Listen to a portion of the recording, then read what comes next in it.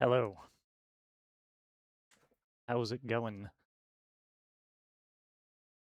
Today, I'm gonna be looking at this. Eamon Deluxe. Wow. Thank you for the follow. I found this when I was just kind of clicking around randomly on the internet, as I do. And it is a updated DOS version, or conversion. Thank you for the resub. Of Apple II software for making text adventure games / RPGs. And I thought that'd be fun to look at for a little while. It is completely silent, though, so, all you got is me. But, let's go to the main hall. Here's the original screen. Here's the deluxe screen.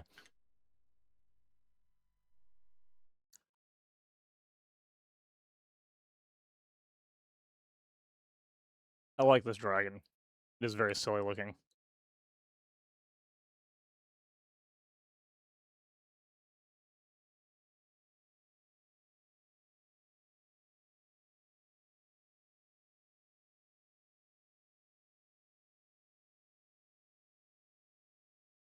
And Frank. I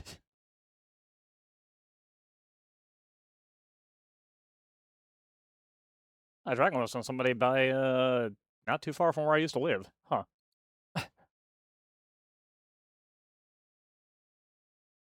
God.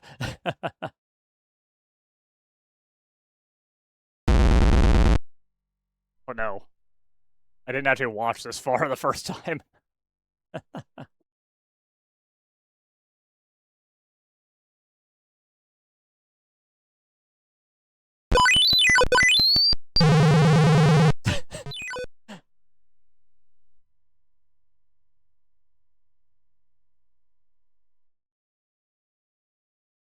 Okay, there we go. Alright. Welcome to the Eamon Deluxe computerized fantasy gaming system. You are in the outer chamber of the Hall of the Guild of Free Adventurers. Many men and women are guzzling beer, and there is loud singing and laughter. On the north side of the chamber is a cubbyhole with a desk. Over the desk is a sign which says, "Register here or else." Do you go to the desk or do you join the men drinking beer?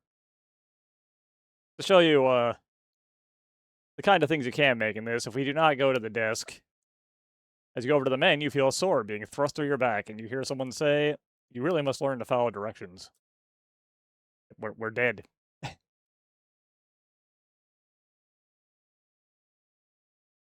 Skip the graphics this time. Okay, let's go to the desk. You are greeted there by a burly Irishman who looks at you with a scowl and asks you, "What's your name?" So, these guys at the top here, boop, boop, boop, boop, all came with this. And I made John Testament here to, make sure everything worked right.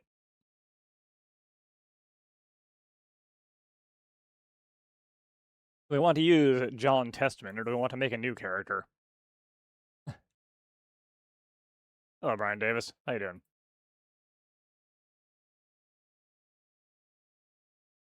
John Testament is still basically fresh out of the box. I did a couple of the beginner adventures with him just to learn how this thing works.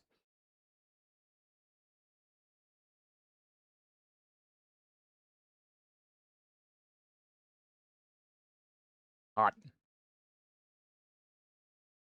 You know, just for fun, let's make a new guy. Gets his sword and says, "Ah, you must be new here. Well, wait just a minute. I'll bring someone out to take care of ye."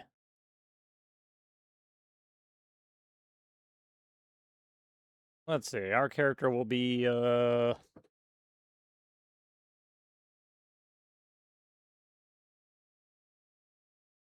who shall our character be?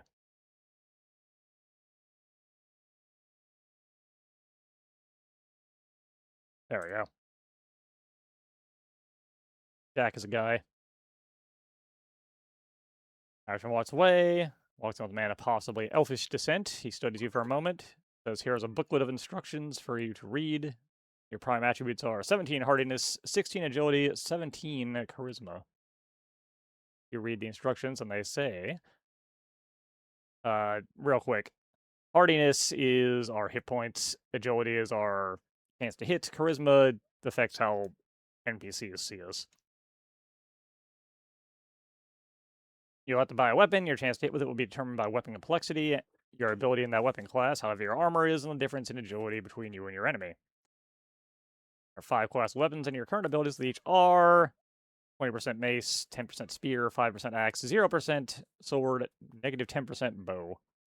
Each time you score a hit in battle, your ability in the weapon class may go up by 2% if a random number from 1 to 100 is less than your chance to miss. There are 4 types of armor, and you may also carry a shield. These protections will absorb hits placed upon you almost always, but they lower your chance to hit. The protections are that entire little table there. You'll develop armor expertise, which will go up when you hit a blow wearing armor, and your expertise is less than the armor you are wearing. No matter how high your armor expertise is, however, the net effect of armor will never increase your chance to hit. You can carry a weight of up to 10 times your hardiness, or 170 grons. A measurement of weight, 1 grand is 10 dos. Additionally, your hardiness tells how many points of damage you can survive. Therefore, you can be hit with 17 one-point blows before you die.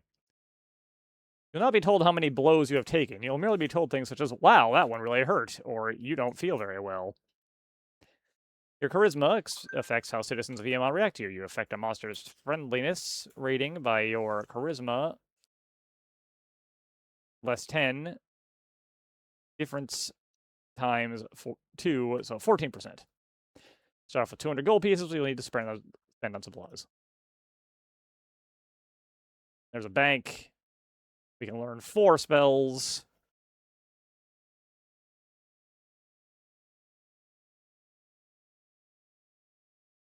There's sometimes special spells.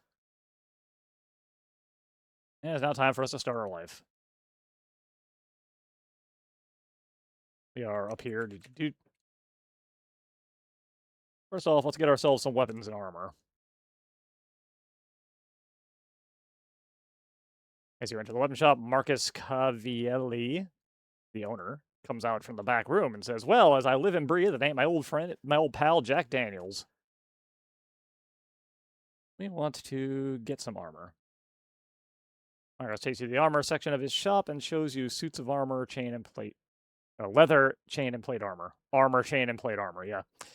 He says, I can fit you in for any of these. Pretty cheaply. Even 100 for the leather, 250 for the chain, 500 for the plate. What'll it be? We're going to buy ourselves a leather armor for half of our gold. Marcus takes your gold and helps you into your new armor.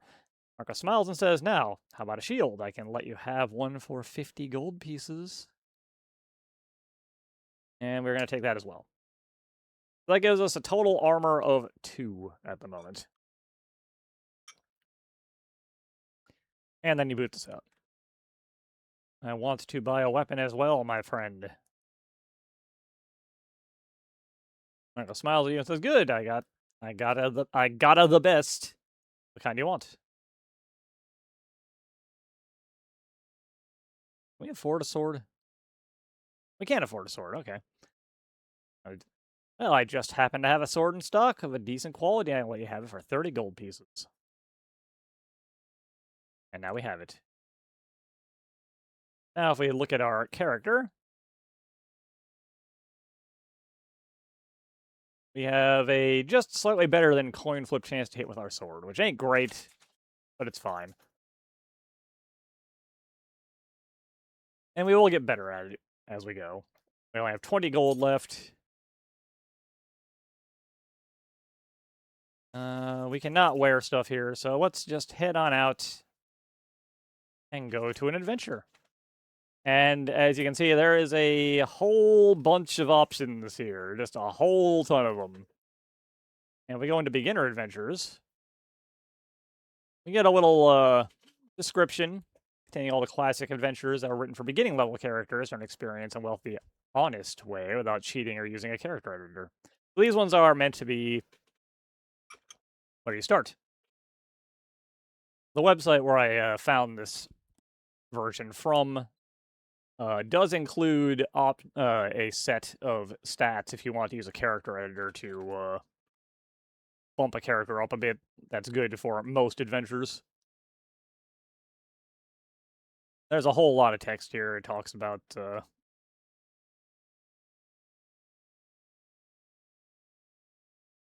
other things.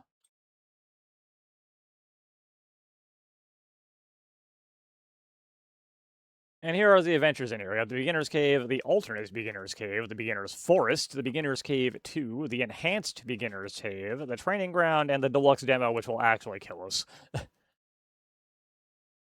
The two I did were on John Testman, were the Beginner's Cave and the Beginner's Forest.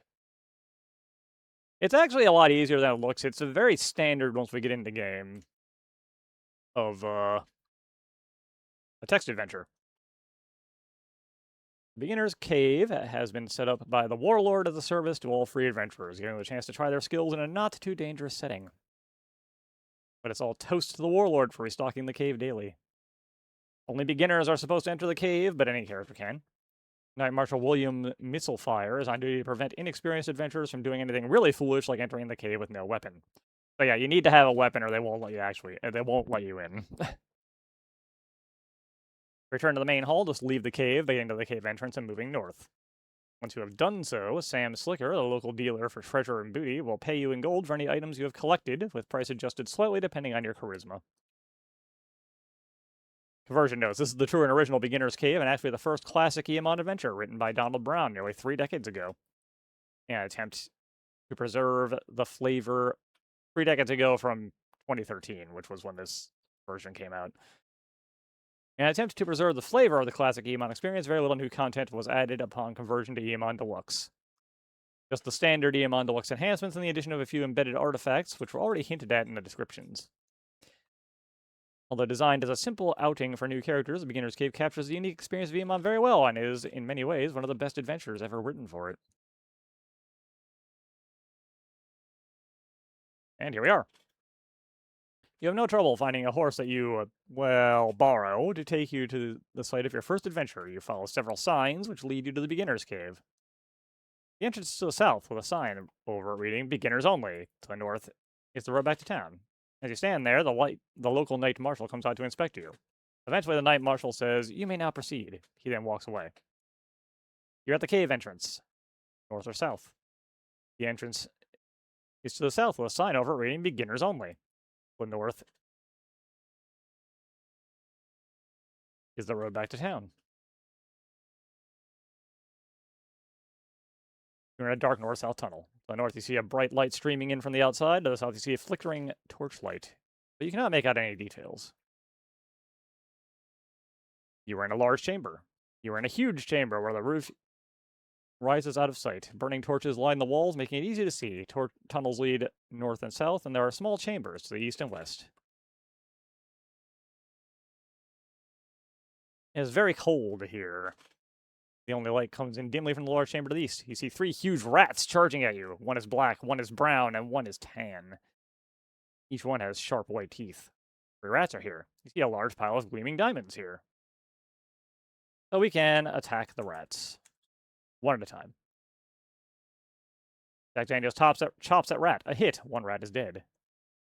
Rat attacks Jack Daniels. Missed. Rat attacks Jack Daniels. A hit. Blow bounced off armor. Attack another rat.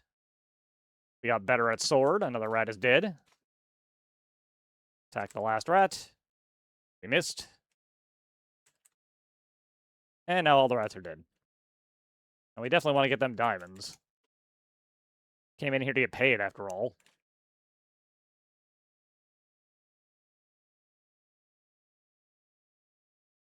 And if we do status, we can see that our sword has gone up to 1%.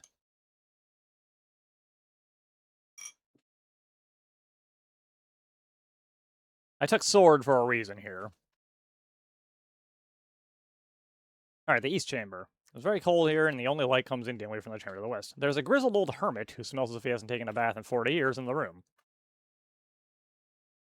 There's a bottle with a strange potion inside of it here. It has a label stuck to it that you could read. Did you know the first Zork game was released for the PS1 with graphics and sound effects? Unfortunately, I did not know that. That is very interesting, actually. Read the label of that bottle. It says, healing potion. All right. Let's take the potion. If we cannot take the potion, let's get the potion. Let's examine this hermit.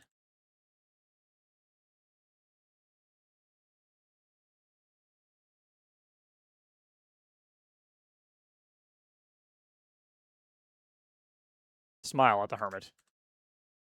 Hermit smiles at you. You gonna come with us? Yep, the hermit is our buddy now. He will help us in battle. A tunnel goes north and... Hang on. A tunnel goes north and east and west are doors that are bolted shut. Locking something in? In the dim light, you can see that the hall goes south, but you cannot make out any details. The hermit is here. Let's go west. You're in a small stark cell with a door on the east side of the room. A human warrior stands before you, armed with a long sword and carrying a shield. On his shield is a sticker which says, "Hi, I'm Heinrich." Heinrich ignores us. He is not going to be our friend. Sometimes NPCs can be hostile, sometimes they can be neutral, sometimes they just ignore you. Well, Heinrich will just chill here. Last time I played this with John Testman, the hermit ignored me and Heinrich joined me. Heinrich was a very helpful companion. If I remember right, to the east we have a huge hairy gorilla. Hopefully the gorilla will not kill us, but let's see what happens.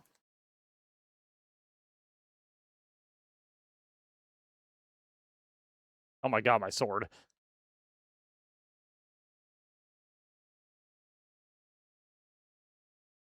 The hermit and the gorilla both ran away.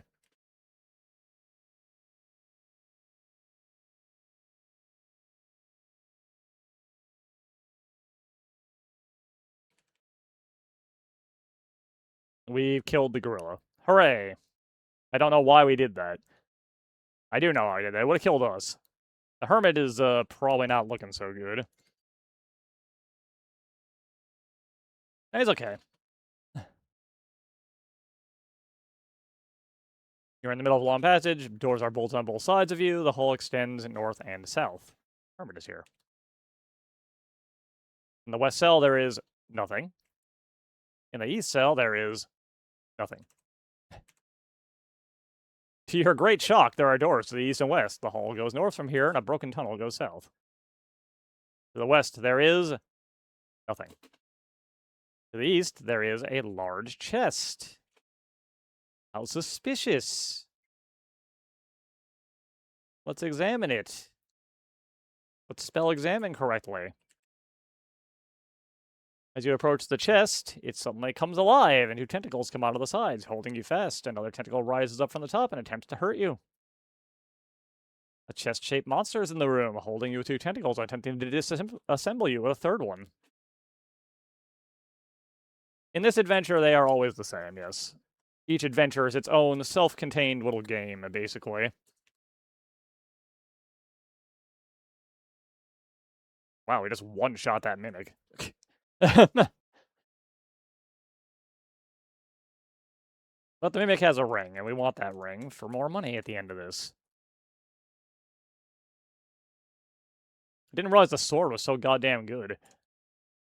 You are in a broken north-south tunnel. The sides of the tunnel are very broken and rough. You can see torchlight to the south. The east wall is a smooth shape in the center, about the size of the door.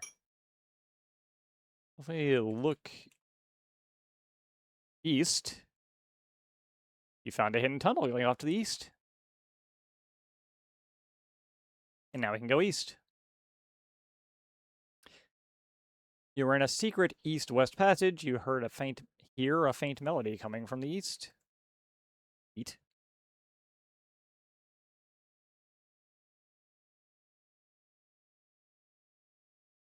You can't eat nothing. Okay.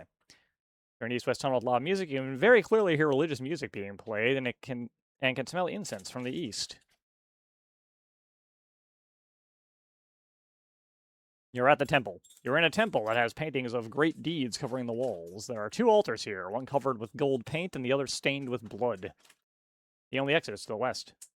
There's a huge man in religious garb with an insane look on his face here. In his right hand, he carries a mace. Priest is here. You see a beautiful girl in a flowing white dress. You recognize her as Cynthia Luxem, Duke Luxem's not-too-bright daughter. Also, the hermit is here.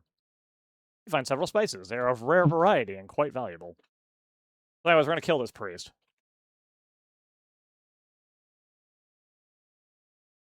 Hermit ran away.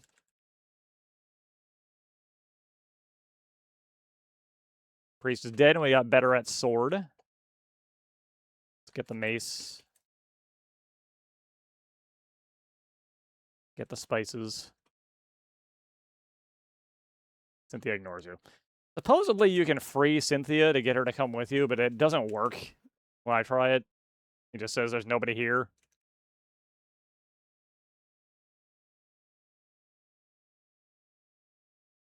Supposedly, if you can get her to follow you, it gets you some extra money at the end. But anyways, back to the north-south tunnel.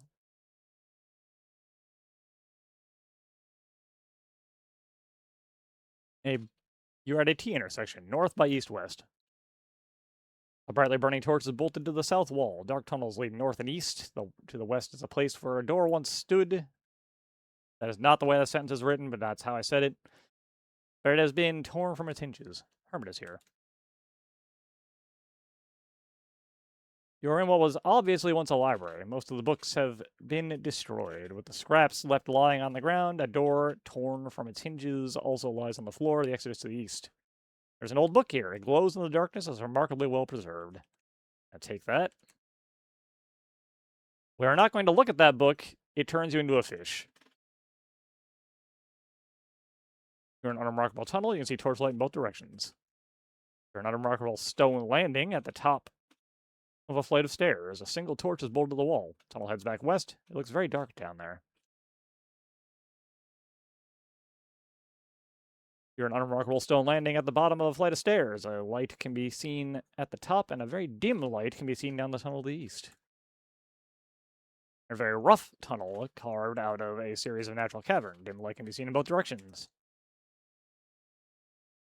See light to the east, feel a cool wind coming from there. In the wind, you smell a hint of salt. Hermit is here. We're in the Pirate's Cove. You're at a small bay. Cliffs rise on either side of you, so that the only exit is back in the tunnel to the west. And a broken old boat is resting on the far bank of the rough, stormy sea. All you can see around you is salt water, as far as the eye can see. You see a man with a beard and a brass ring in his ear. He is wearing clothes made out of silk and wielding a very fancily engraved sword. As the pirate mutters a word you can't hear, bright green flames surround the blade of his sword. There's a large pile of jewels here. I don't think I actually ever had a chance to play into the old Infocom games as a kid. I don't remember them if I did. So anyways, this pirate has a magic sword, and that's why I chose to buy a sword, so we can get a little bit of skill in swords, because that sword is better than our sword. Assuming we can beat the pirate. He just ran away from me. Anyways, let's get those jewels.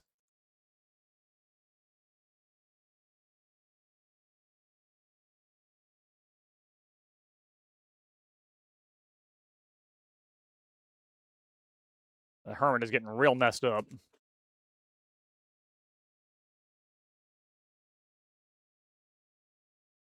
Pirate is dead.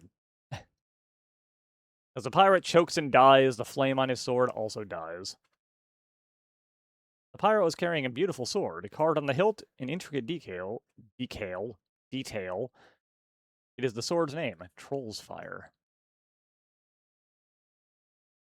Going to get Troll's Fire. Going to ready Troll's Fire. If we say Troll's Fire, we can turn on fire. Anyways, that's this entire adventure. We've done everything that you can do aside from save the girl who refuses to be saved for whatever reason. All that's left to do is to leave.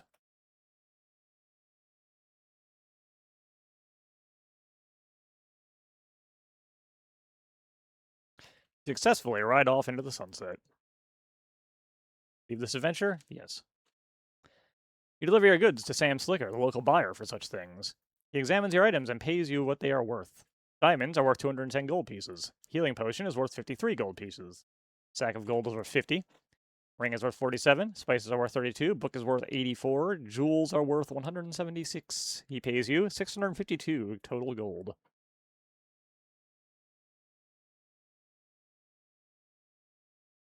And here we are, back in town. Our sprite updated because we're wearing armor and everything now. You look at our stats. We did not gain any armor expertise rather, but we did gain some sword expertise. And as you can see down at the bottom there, the troll fire is just a straight upgrade to our sword in a lot of ways.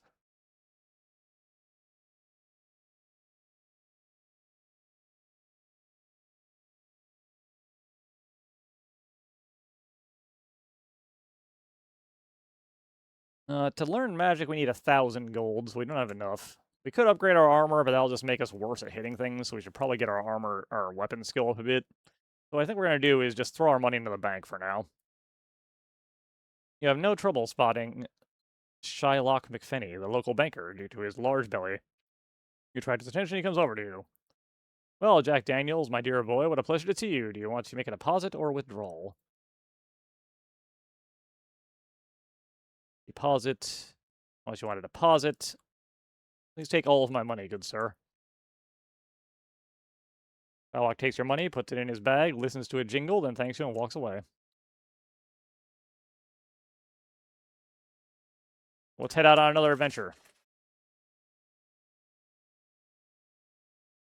And what I want to do is the Beginner's Forest. The other adventure I know. To get us some more stats. Borrow another horse. You follow signs leading to Beginner's Forest. You see a green vine-covered arch with a locked wrought iron gate under the arch. Worked into the design of the gate are the words "Beginners Only." You see Zeus Hightower. Oh my god. Labergy Bungander, the local forest ranger, coming to expect you. He shakes his head and says, "Who do you think you're fooling? You're clearly not a beginner and you shouldn't be here. Eamon Deluxe may allow this, but I don't want any part of it."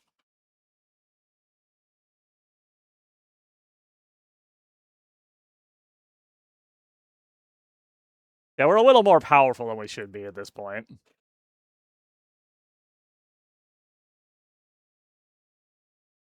But it's fine. Ghosts exist. The ghosts are actually shockingly difficult to kill. Hey, Life Force, how are you doing? Okay, we've killed the 2 ghosts. Incidentally, if you go south, you die. Completely unmarked. I'm gonna do it anyway because Eamon Deluxe added in a little thing. You step into the water, realizing too late that it is very deep and you cannot swim. Too bad. A bright light suddenly breaks through the cold blackness surrounding you. A tall wizard with a long gray beard appears in the light and starts waving a wand in your direction. He informs you that he works for the Eamon Deluxe Commission for the Fair Treatment of Characters, and that he is attempting to save you from the no-warning death trap you have just stumbled into.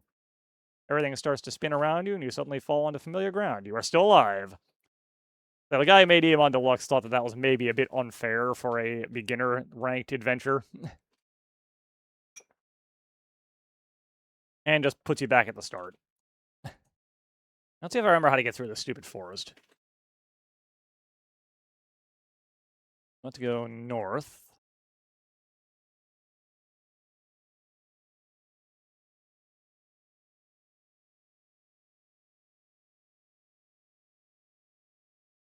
Alright, you're in a meadow. You're in an open meadow surrounded by forest. Red and blue flowers bloom along the grass, dragonflies fly over the plants. There seems to be no way out except a path to the east. You see Sir Grummer Grummerson, a knight of the round table. He's pulling petals from a daisy. She loves me not. But jumps up when he hears you coming. Sir Grummer is here. Is Sir Grummer our friend? He is our friend. Hooray.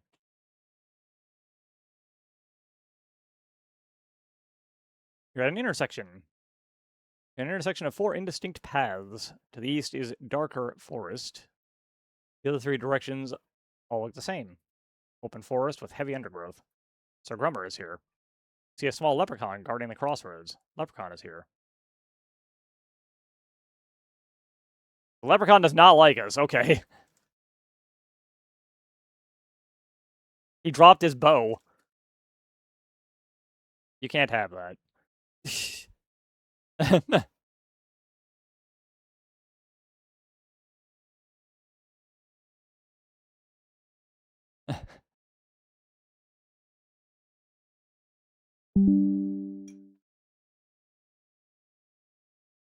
Thank you, OneDrive, for deciding to tell me that I have stuff on you for no reason. I appreciate it. Anyways, we killed the leprechaun. No, that's not the way I want to go. I want to go this way first. Here's Jesse James. Anyways, you're in a dark pine forest. There is no undergrowth, only pine needles underfoot. No sunlight reaches through the tree canopy. East and west, it looks lighter. The Grummer is here. You see a desperado burying the loot from his last bank holdup. He hears you coming and pulls out a pistol. Jesse James Paris is here. You see several bags full of gold pieces and banknotes. Outside of one of the bags is stenciled "Property of Northfield Bank." You see money bags. But anyways, Jesse James is gonna shoot us, and we're gonna stab him with a magical sword. He's dead.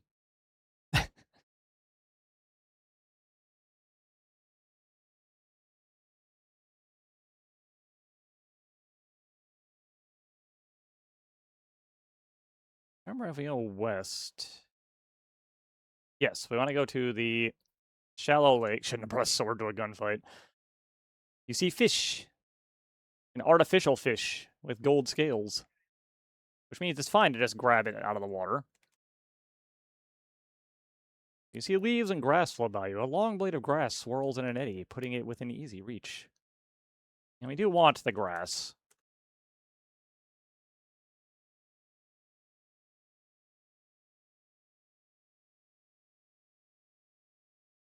All right, over here we've got a cliff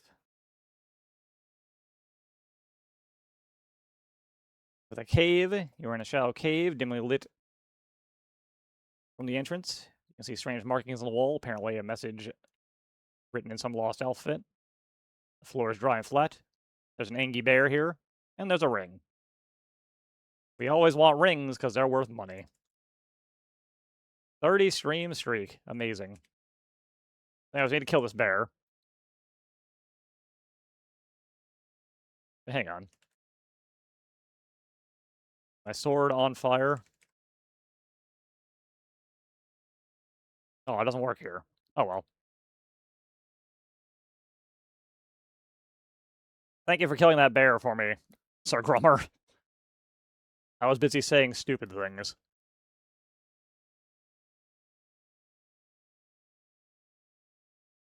Now we're on a bridge. Poor bear. The bear would have killed us if we let it. You're standing on a bridge over a small stream that comes out of the swamp to the east and goes into the lake to the west. The trail is well marked and goes north and south. You see an ugly troll who waves a crude but definitely dangerous club in order to off the bridge.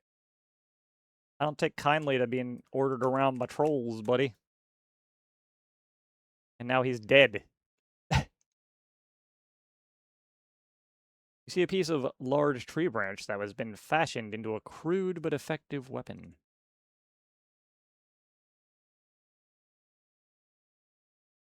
There's a beaver here.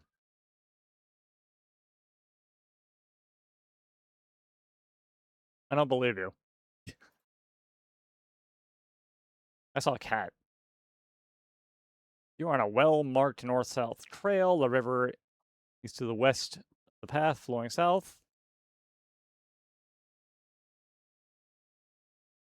And at this point,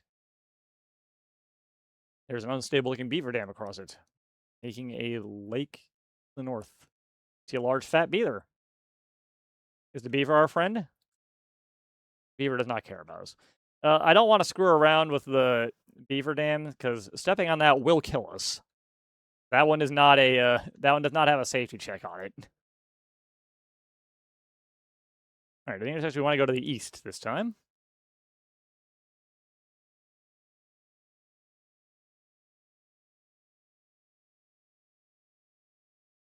It'd be cool if another Dr. Brain game came out. Honestly, it won't. But you're on a narrow path going through the underbrush. It bends here, going north and east. Go east.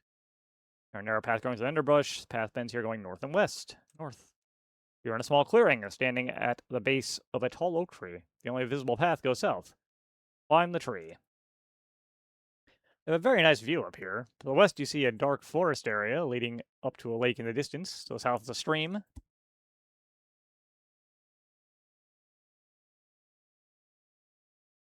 You see some pathways, but cannot make out any pattern. Suddenly, your keen eye catches something that looks suspicious like a giant green blanket covering a large shape.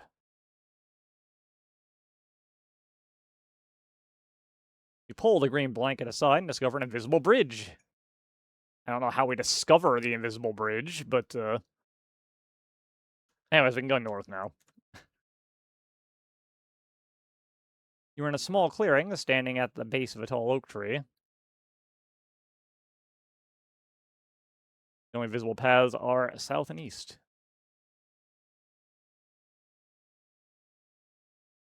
You're on a narrow path. It bends here, going west and north. Sir Grummer is here. You see a giant, about 10 feet tall, waving a mace and muttering, "Fee, fi, fo, fum, I'm hungry."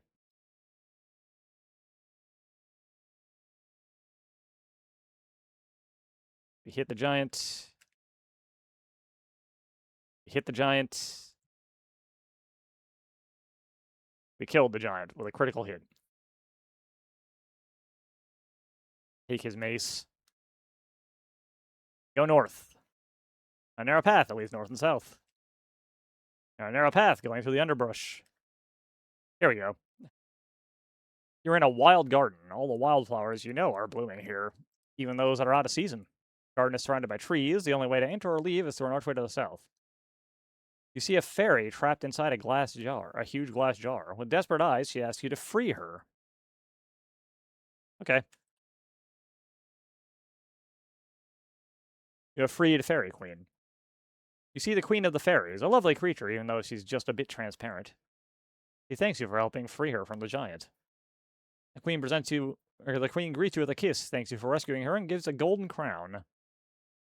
You see a gold inlaid crown you could wear on your head. You suddenly gasp in astonishment as you see what was an ordinary blade of grass become a long, well-made sword with a magic green blade right before your eyes. You see Greenblade. Get that crown. Get the green blade. Wear the crown.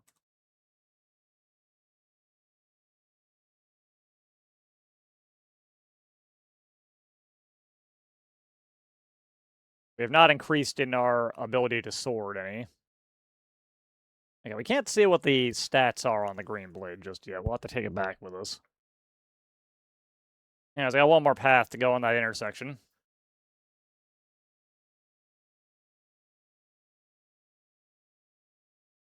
Go north.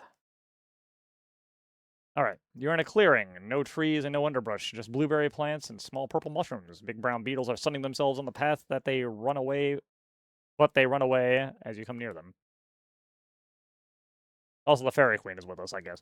You see the wizard Abradon, a subject of some disagreement among your friends in the main hall. Some say he is a fraud. Others say he is merely incompetent. In any case, he picks up his axe when he hears you. Do you like me, Abradon, or are you gonna try and kill me? He likes us. Yeah, he casts axe. I don't know why people are unsure about its credentials.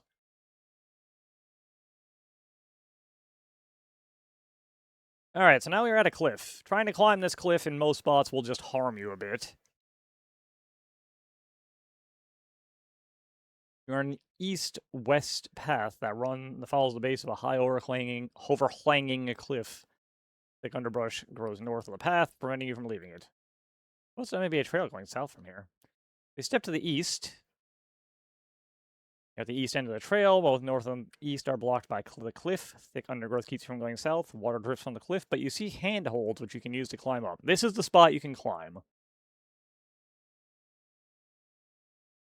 You're hanging on to small holes that are carved into the side of the cliff, making a sort of ladder. Water runs down the side, making it uncomfortable and slippery.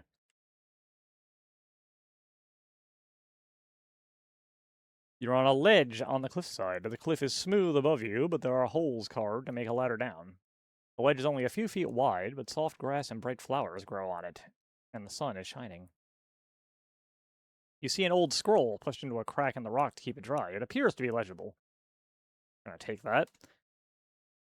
The scroll is a heal, but nothing has been able to harm us yet, so we don't need to use it. If I remember right, if we go all the way to the west, there is something over here. You're following a path that runs east and west under a high overhanging cliff. Moss, small ferns, and little blue flowers grow on the cliffside, and sometimes drops of water fall on you. There is thick underbrush to the south. On a path going east and west, mossy overhang, underbrush doesn't let us leave. A turn in the path. Oh, this just led us back to the cave.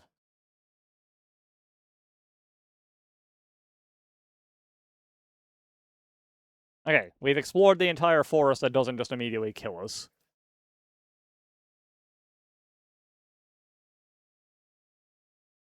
Ah, the spooks are back.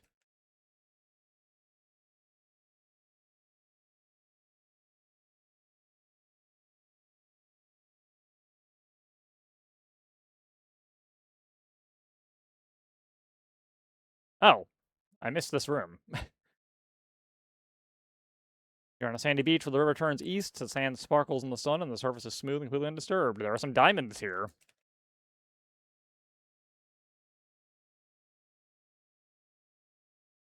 Oop, we fell into the we fell into the water.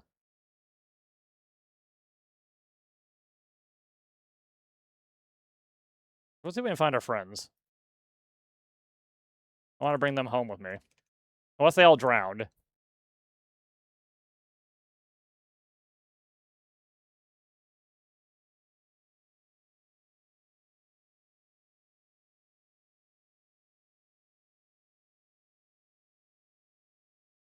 Looks like they might have all drowned. We got a bit of sword skill from beating up ghosts, though. Let's just leave. You enter the main hall. Lord William Mistlefire approaches you and says, "You have too many weapons. 4 is the legal limit." No, we don't need the bow. We don't need the regular sword. The Troll's Fire is better than the Green Blade. Probably worth keeping both of those, though. No, we don't need the club. We don't need the worse mace. There we go. Let's see what we got. Diamonds are worth 137 gold pieces, the ring is worth 47, the scroll's worth 32, the money bag's worth 150, the fish is worth 32, the crown is worth 105, the bow is worth 26, the club is worth 2, the mace is worth 26, sword is worth 26. He pays you 583 gold pieces. Cool.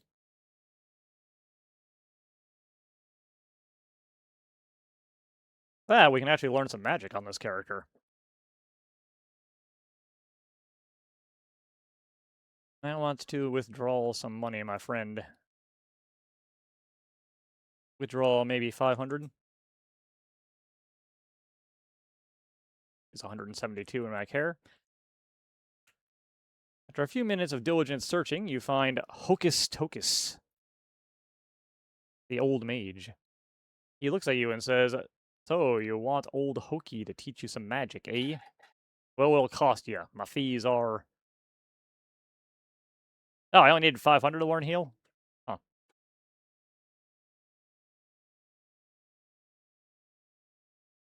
Now let's learn heal. Focus teaches you the spell, takes his fee, and returns to his stool on the bar. As you walk away, you hear him order a double dragon blomb. Sounds good. I want a double dragon blomb. What do you think goes into a double dragon blomb?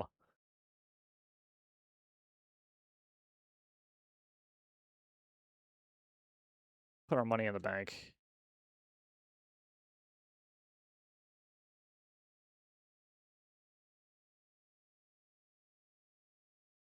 Let's sell a weapon. We don't need this mace. Thank you. Little Billy and a little Jimmy.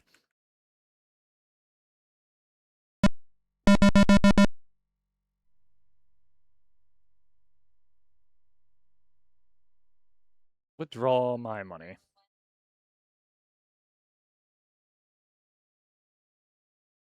Let's go into the village, see what's down here. A casino. Oh, man. Grendel's smithery, we can buy better weapons in, but we literally cannot afford any of his shit. I don't know what the witch does. A lovely woman says, "Good day, Jack Daniels. Ah, you're surprised I know your name? I also know the extent of your heartiness, agility, and charisma. If you wish, I can magically raise your attributes. Would you like this?" Yeah.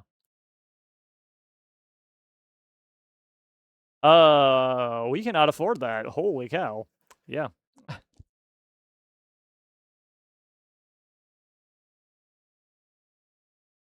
Way to the practice area.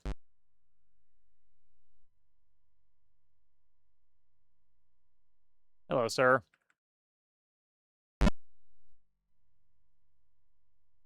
Please tell me about the practice area. The man leans over the counter and says, "I can give you general directions for free, and for a small charge of 23 gold pieces, I can give interesting and useful information." Directions, please. Weapons training school of Southwest is quite popular. The owner is an excellent instructor. Eastern shop is once an unusual man, but he's quite adept at teaching armor skills. Okay. The man behind the counter says, "I'm Don Leaf Thor Robin Hercules Diego." What a name. At your service. I teach weapons. Teach me sword? 1,000? I am too poor.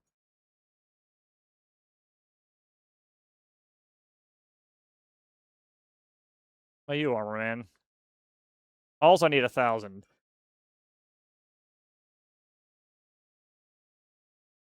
All right, I'm too poor to learn. I'm too poor to go to school.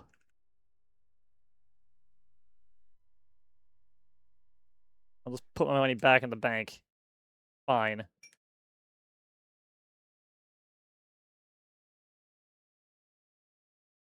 We're apparently a bit too powerful for the beginner adventures, so let's check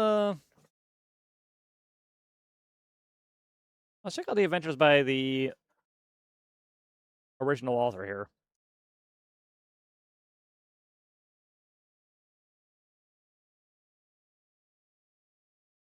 Or I guess we can't. There's nothing in there.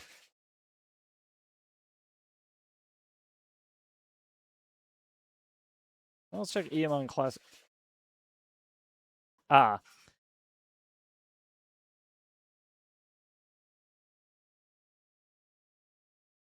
Is there nothing else that I can do? Do we only have the beginner adventures right now?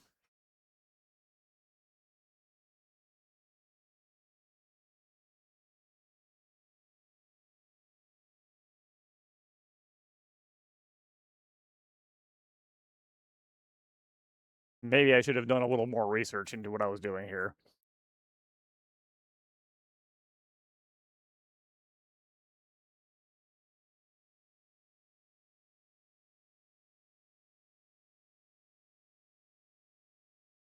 Now, one second. Let me look and see.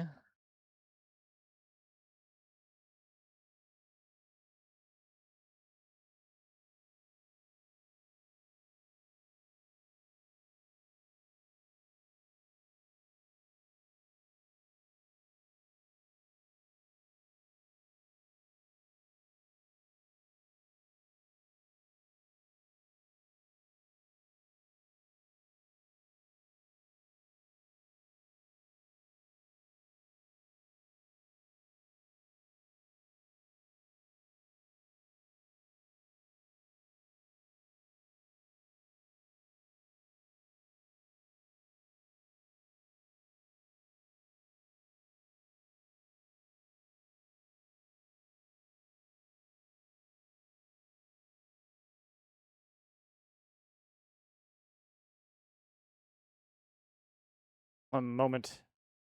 Looks like I do need to download the actual other things. Did not realize that was the thing. That's going to take a little bit. Let's go into another beginner's adventure just for fun, because we actually have some of these.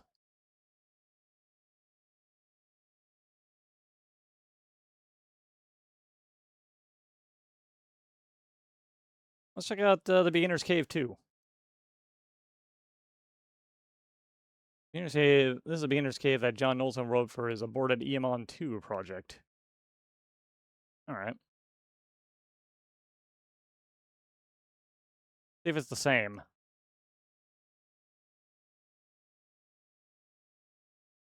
Oh my god, there's a goblin here. But it's not the same. Our tunnel running north and south, the walls are rough stone with deposits of quartz in them. To the south, you can see a large chamber with torches bolted on the walls. See an average goblin here. He's pacing around looking for trouble. You found it. I dropped my sword.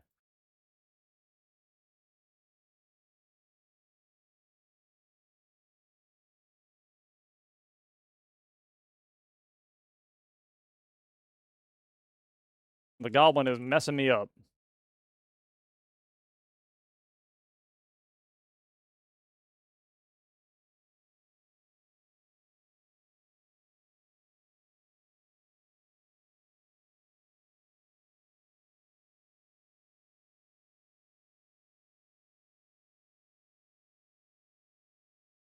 Okay.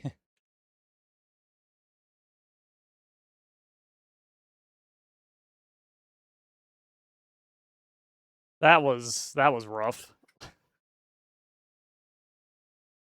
We got there though.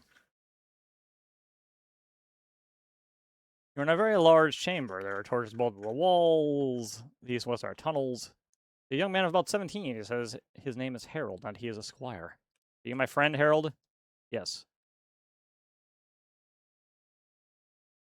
You're in an unremarkable east-west tunnel. The north is a dark chamber. Let's see what's in there. Oh my god, a cave rat.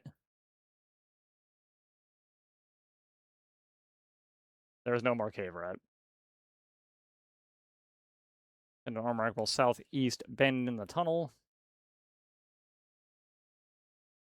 Chambers to the west and south. The south chamber is a door rich from tinges and blood on the floor.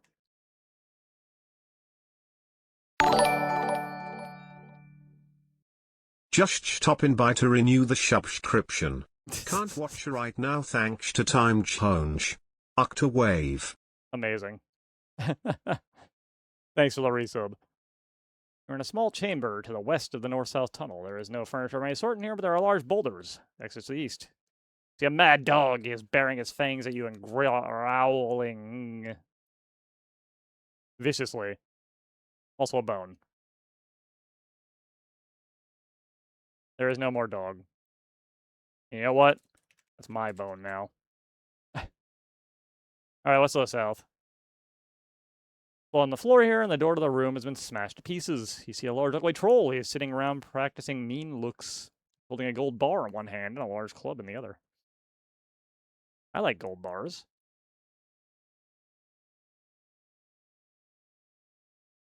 Ow.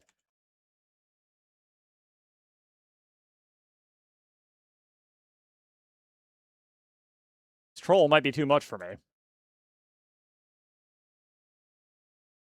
Okay, we got him. Large club with a giant spike sticking out of the end.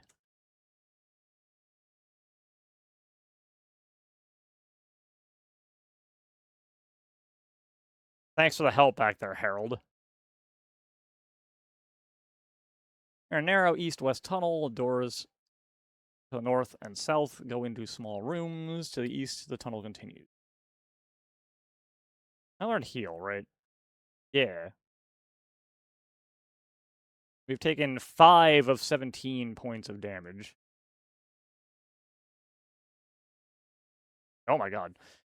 You're in a dark chamber to the north of the east-west tunnel.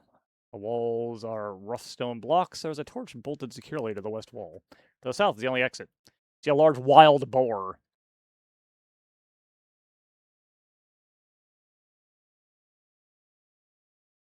Harold is not very helpful. Boris did. I'll be right back.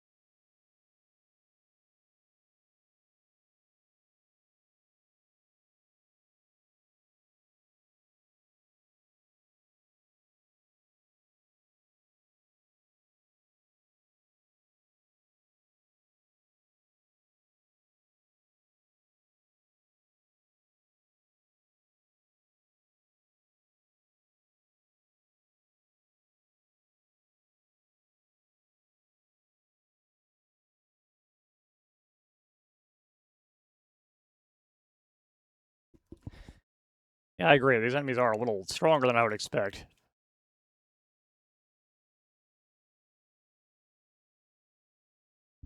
You're in a small chamber carved from stone. The furniture in here is all solid oak, but has been smashed to pieces by someone in a fit of rage. The exit is to the north. You see a nasty, cantankerous old cuss. He curses about a bottle he can't seem to get open. As he sees you, he drops onto the soft dirt floor. Want to be friends, Cal? Nope, he sure don't.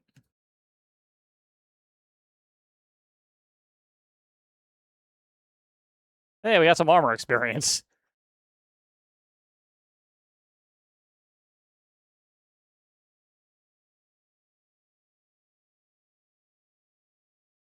We got 20 swallows of booze.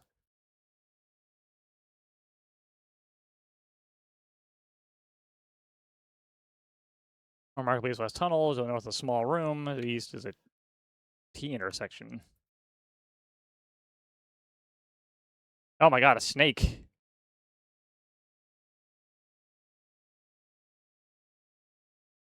Oh no. Troll's Bane. Or Troll's Fire.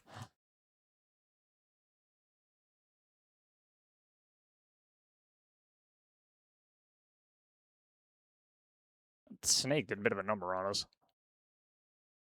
Can't believe my sword broke.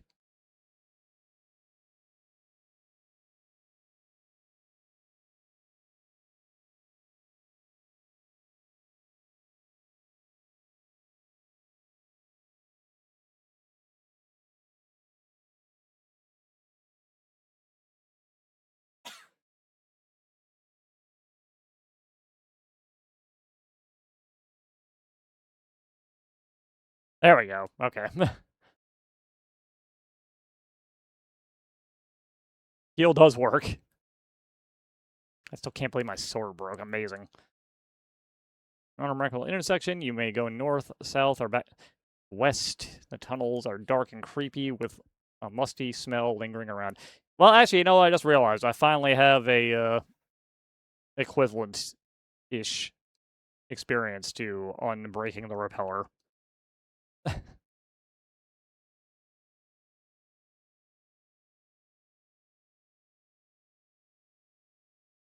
Small side. This cave is a lot more complicated than the other one was too. A kendo master. The exit is to the west. There is dust and cobwebs all over the room. To the east is a smaller room, which appears to encompass a bookcase that is also covered in dust.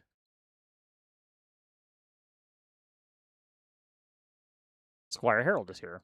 See an ancient Chinese man in silk robes. He's holding a staff. He says he is Hang Sing, the master of kendo. You can't tell whether he is friendly or not. Smile. He ain't friendly.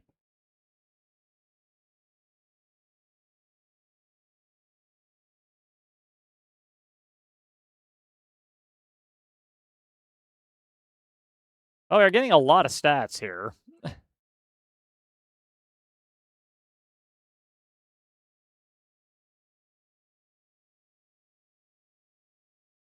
Okay, we got him. Staff of the Kendo Master, alright. We do need another weapon after our frickin' cool sword, bro. I guess we could just go back in there and kill the pirate again if we wanted to.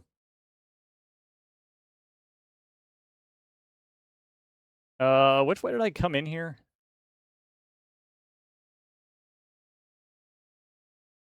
Standing in front of the bookcase on the east wall. Dust covers the shelves, and it's been a long time since anyone's used it. Oh, Harold's here. You see an old dusty book. Its title is The Life Cycle of the Red Herring. I want that. Give me that.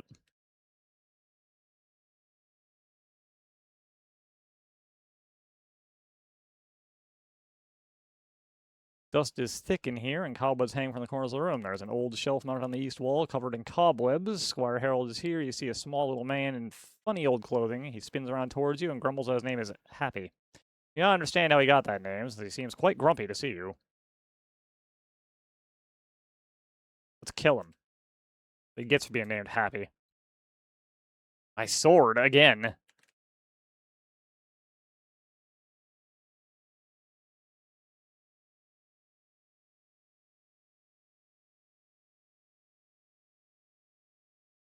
Okay, we got him.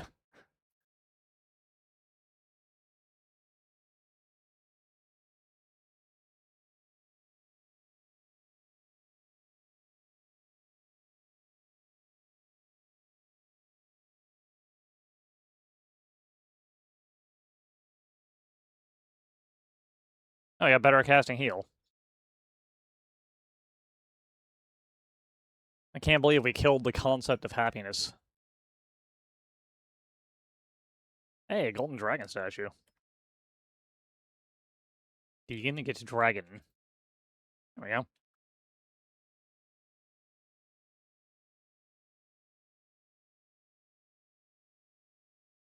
Doors east and west hang to small rooms. South another room but larger. East. A remarkable room. You see a very dirty man in fur-padded armor. He is big and burly with dark hair and beard. He has soot all over his face and body, and he grunts as you enter. What you want of Grange? I want to attack Grange? Oh, he's not an enemy, so no, I don't want to attack Grange. Grange's friend. Hello, friend.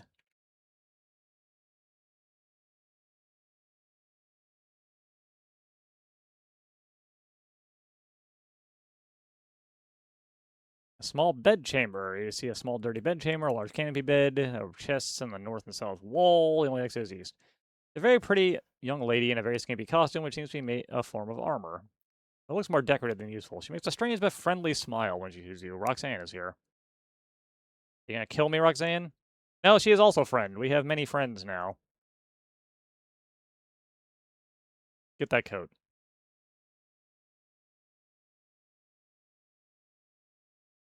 Let's get that necklace. Gonna be rich when we get out of here.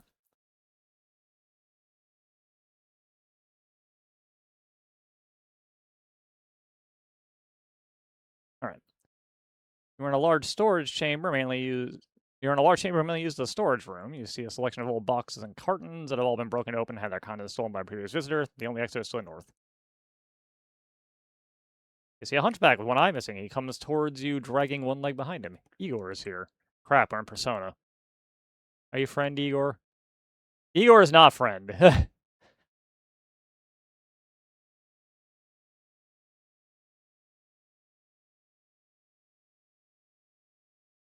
Igor is now no longer an Igor.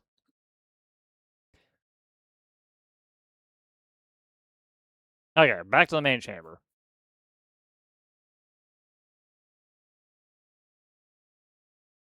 To the east of the small chamber, a sign over the door says, Study.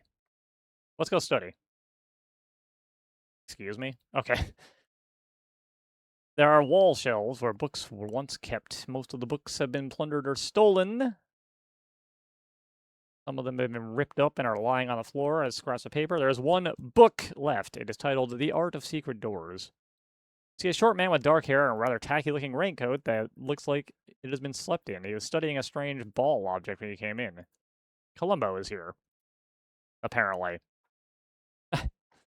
See a paperweight in the shape of a ball with markings of a map on it. Strange way to make a map of the world, you think, since everyone knows that the world is flat. Columbo, are you friend or are you going to try and murder me? Columbo is friend, okay.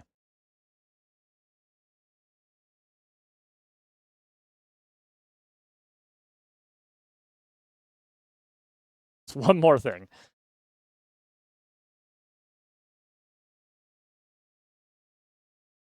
Discover a secret door. Oh my god, the book that was labeled The Secret Passage had a secret passage behind it. Wow. East is a small dirty chamber, to the west is another chamber. Okay. Cobwebs and spiders decorate this room. There's an old busted chair and table in the center of the room. The only exit you can see is west. You notice a strange rock in the south wall, which looks almost about the size of a door. Leaning against the northwest corner of the room is a decrepit old mummy. It ambles towards you in not so scary fashion. See a chest full of jewels and gold coins. It was sealed in this room with its owner, the mummy.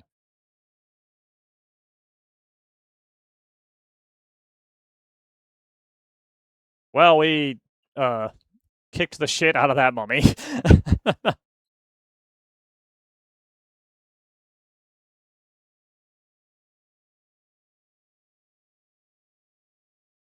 Okay, fine. I'll take the whole damn chest, alright? It's too heavy, oh no.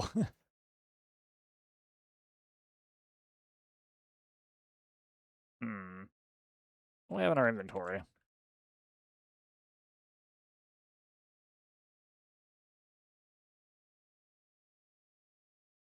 Let's drop the club.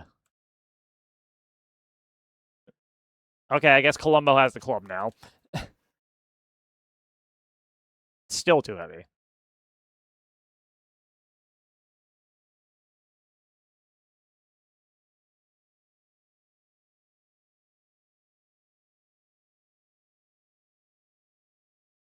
Okay, apparently I'm just not going to be strong enough to get that book.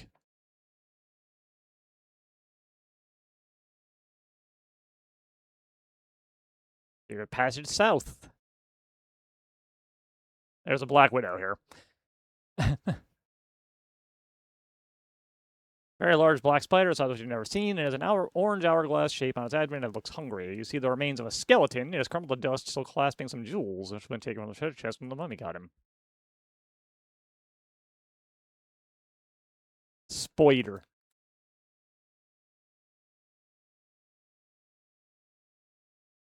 And once again, our gang just stomped the hell out of that spider.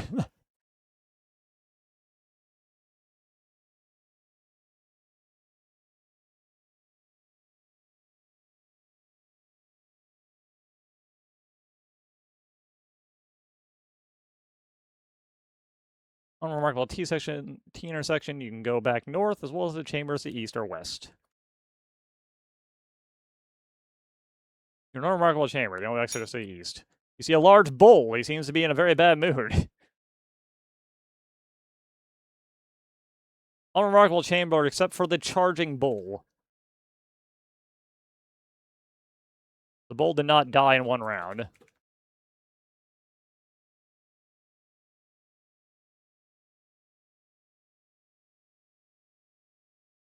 The bull is dead.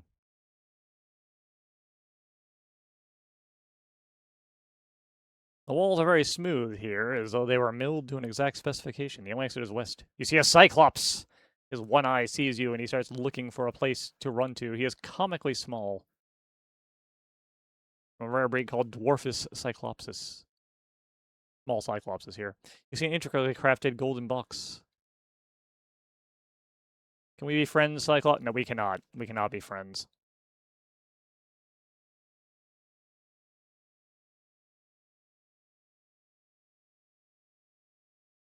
I guess I'll kill the Cyclops. Yep. Sorry, little guy.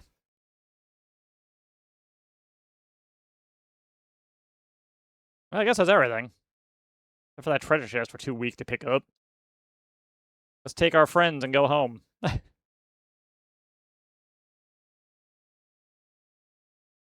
Alright, let's see what all we got. Old book is worth 2 gold pieces. The gold bar is worth 250 gold pieces. Jewels worth 483. Jade statues are 53. Golden dragon is 200. Gold coins are 35. Old bone is worth jack shit. Pearl necklace is 84. Diamond earrings are 79. Ink coat is 47. The globe is worth 2. Golden box is worth 137. And the bottle is worth 3. Pays you 1,375 gold pieces. That ain't bad. Alright, the download of the other adventures has completed. Let's see if I can figure out how to get these in here.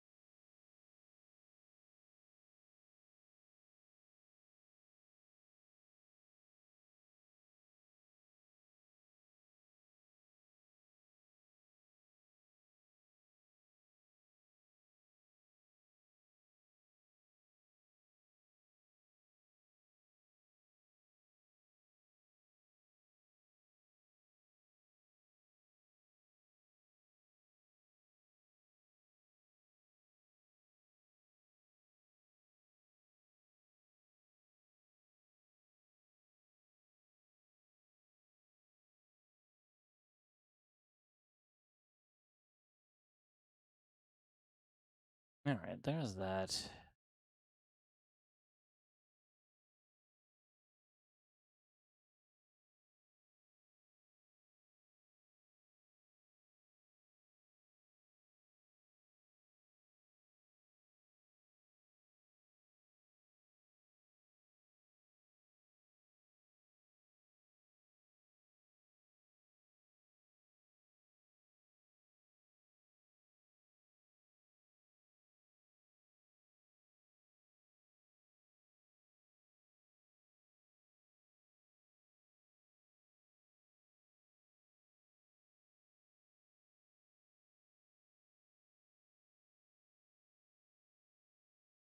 Okay.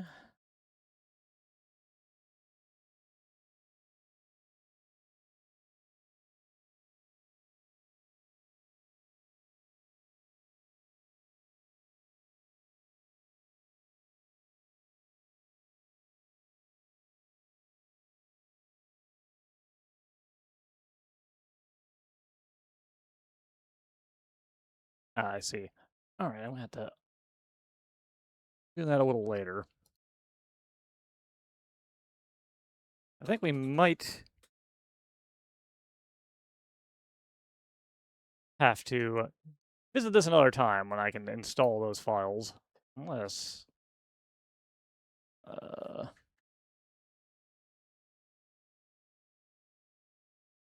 Don't mind me.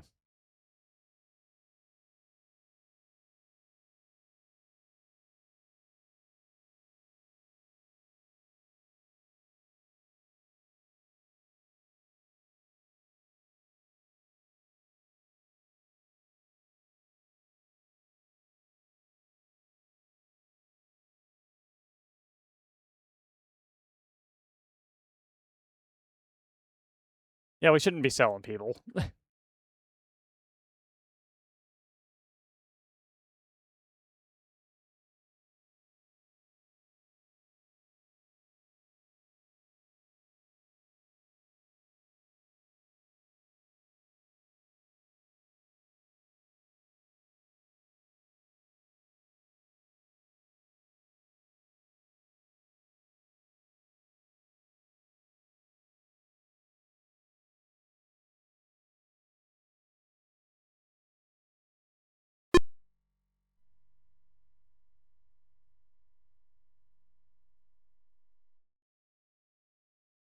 Okay. I see what I need to do. Anyways, how y'all doing out there? I don't know if I'm gonna grab anything from the summer sale. Not in the greatest place money wise. Okay, so we want to put this.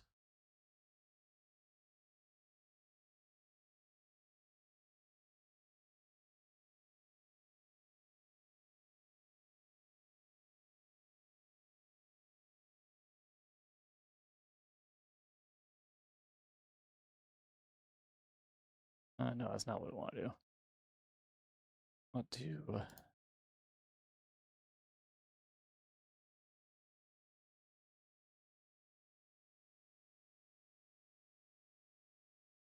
copy all of this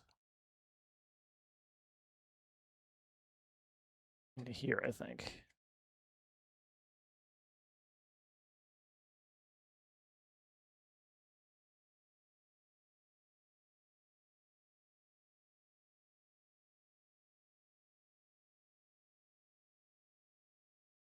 Open up another DOSBox window.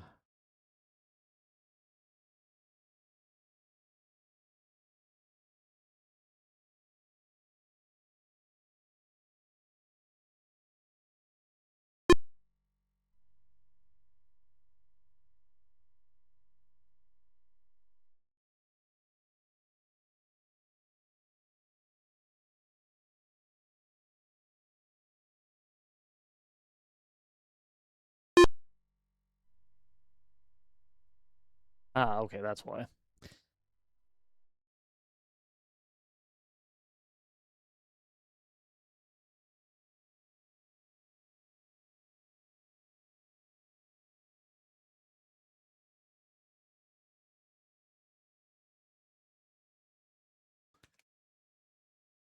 Okay.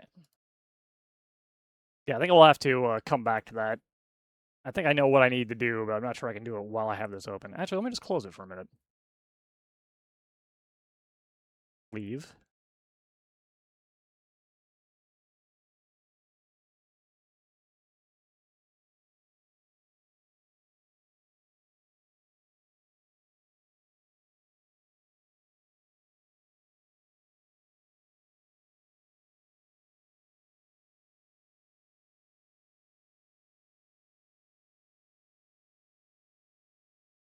Name it to that.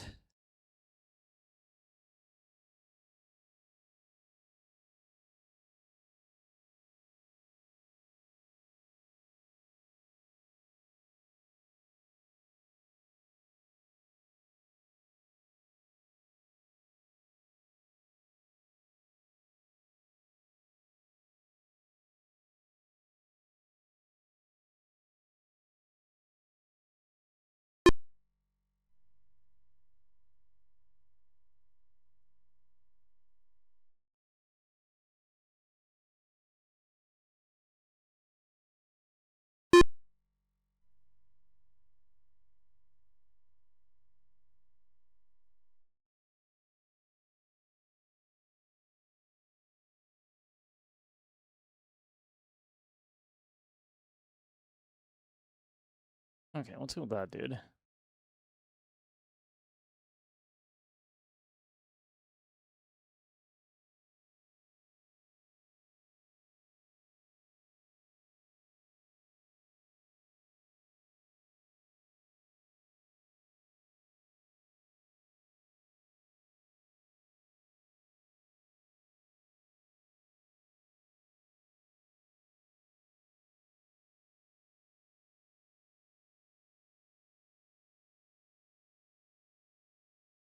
Okay, we do that.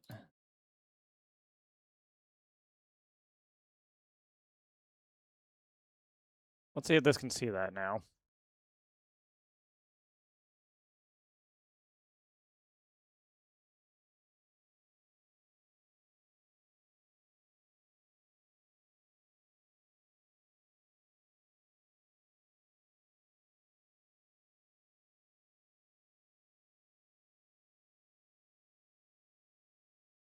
Nope, that did not work.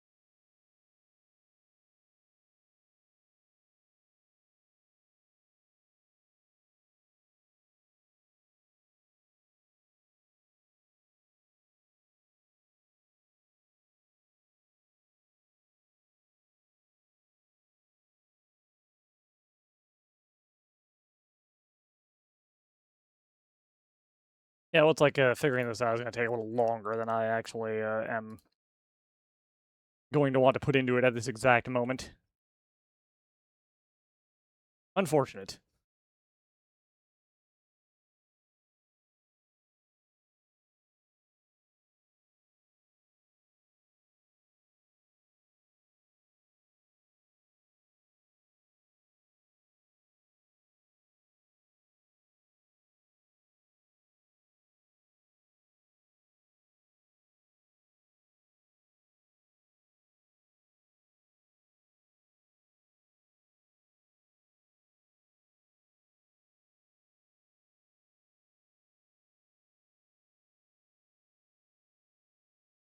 Actually, what happens if I do one last thing?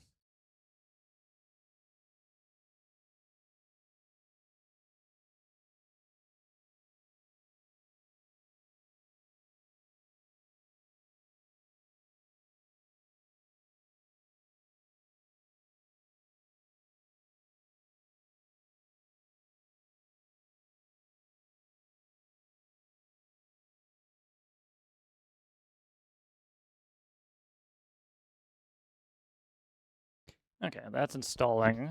Let's just let this install into another folder and then see if I can just casually copy this stuff over into here.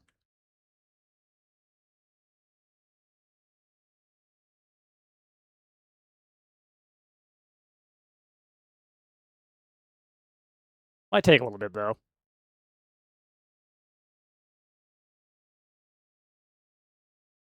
Anyways, how you guys all doing?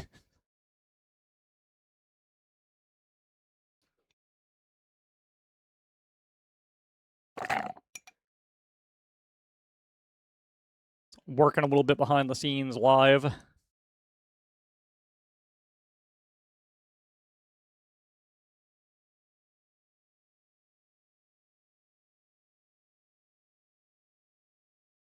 Oh yeah, we're getting lots of adventures out of this.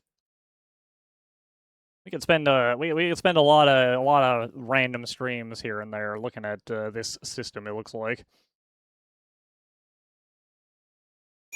finding good and bad stuff probably.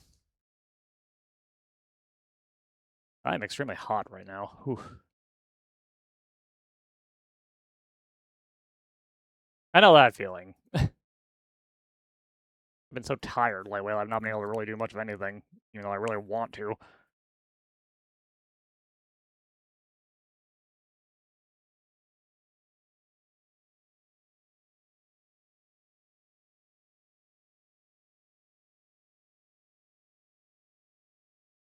Exhausting.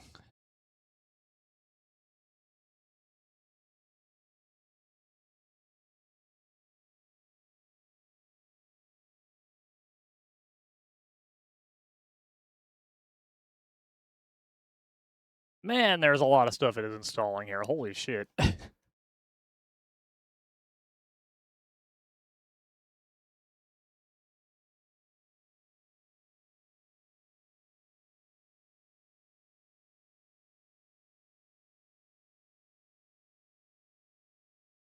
Okay, there we go. Now, let me compare these folders and see if I can figure out what I need to move from one to the other.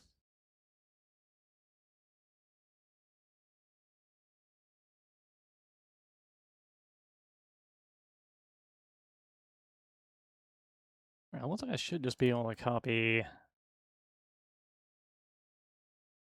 or rather,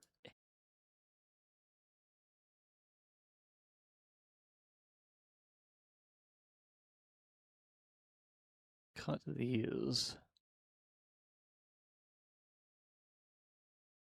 and put them in here. All right, let's see if that did it. Let's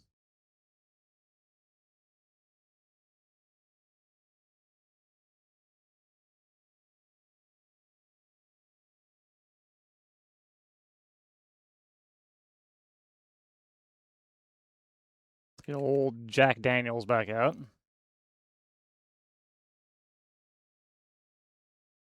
Yeah, we had a bunch of gold on hand, didn't we?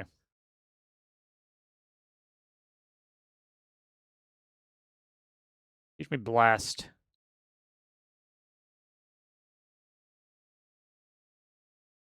Also, I know what is cheap. Teach me power.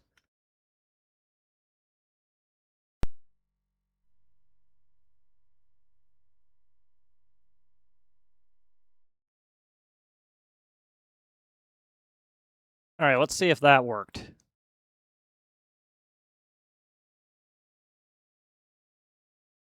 It did not. Why did it not?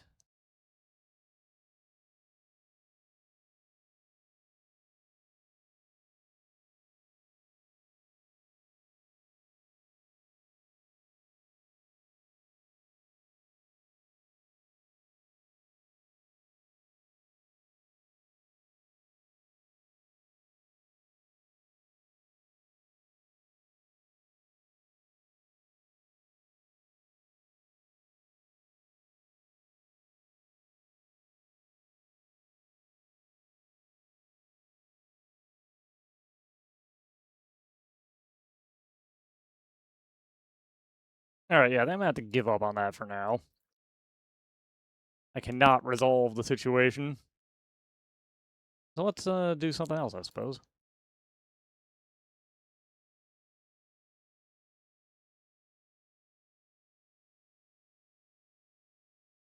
But what?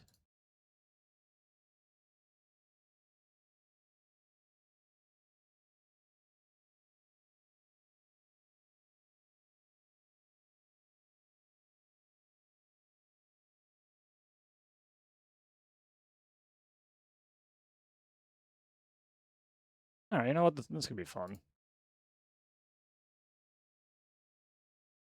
I haven't played this in a while.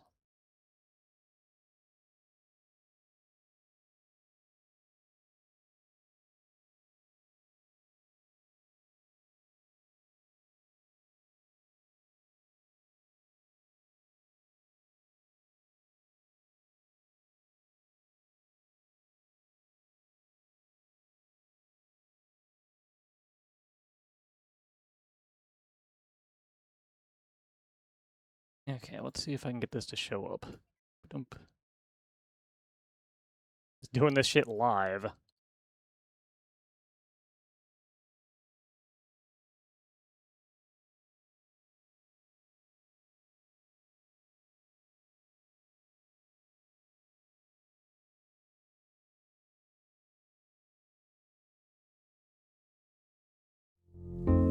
Why are you full screen? You should not be full screen.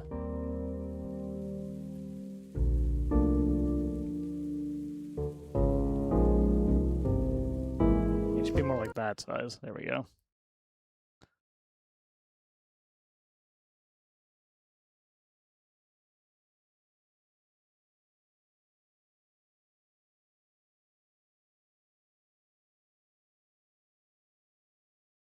That's incorrect. Try again.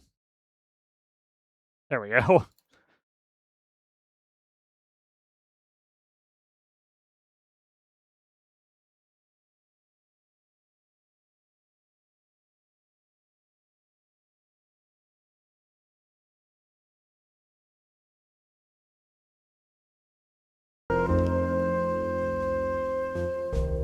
Let's play Dupery, a logic puzzle game that only has a demo at the moment. It is not fully out. I've not played this in a while, so I don't remember if I,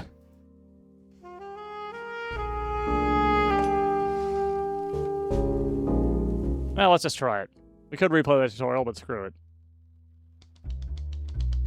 Cry never sleeps, so I guess I won't either. Not while the syndicate continues to spread. I've got work to do.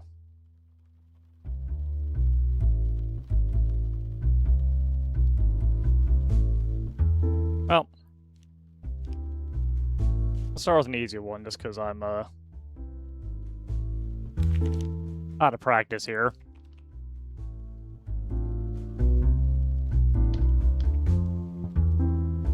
Alright, so our goal is to find this guy. I think. I'm surrounding the romantic's lover unless the romantic is lying or tainted. I charm the romantic's lover and I run away with him. I lie and pretend to be a suspected role. I announce the address and corresponding to an uninvestigated role starts investigated. So number 6 is the mathematician. That's the sum of all evil role addresses.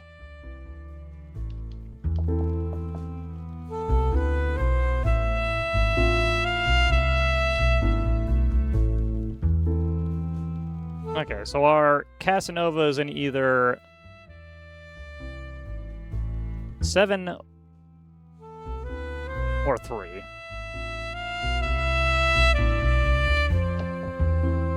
It was the fall guy.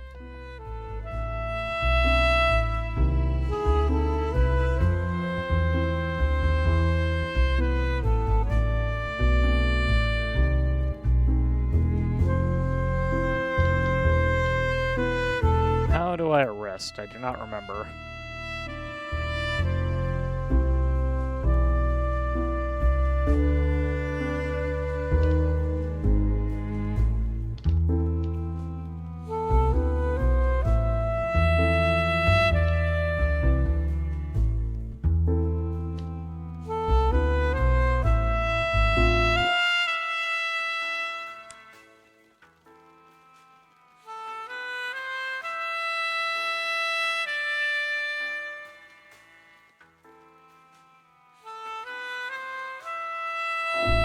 How do I arrest you?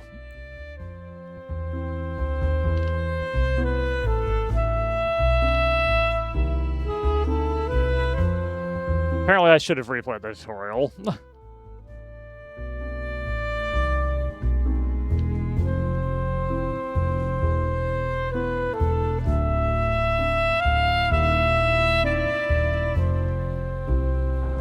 Okay, it's right click. Gotcha. You just have to hold it. Alright, so we got him. Say case solved. You lose by arresting non-criminals too much and losing all your reputation.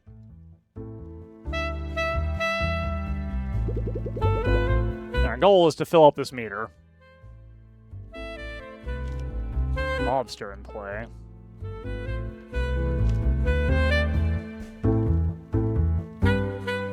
I'm gonna stick with the easy ones, so I'm not having a great time here. Number 2 is the mobster.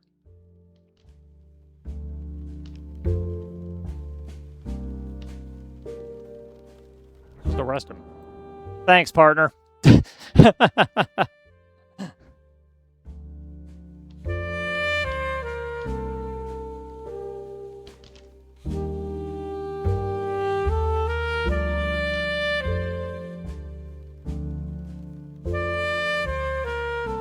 Easy. Just have someone do the work for you.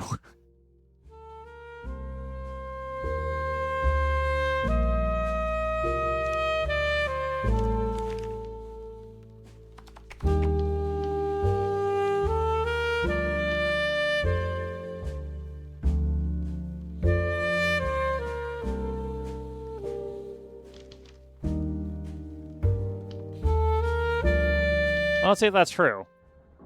Yes, okay, that's 1 down.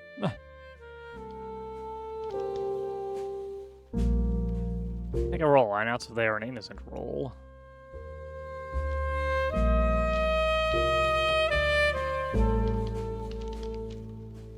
The 24th hour I become evil, okay.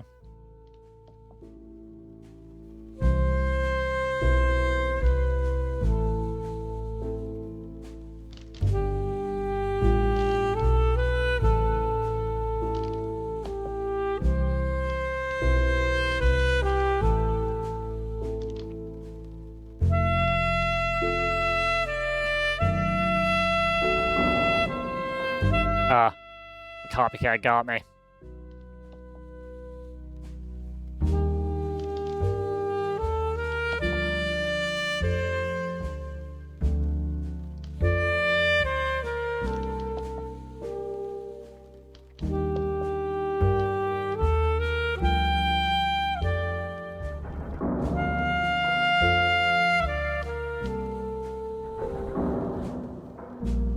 It was one of the milkmen.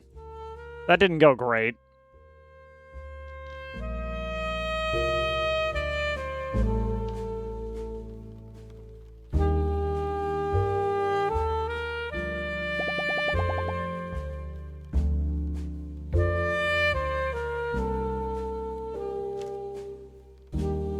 Let's try a normal one.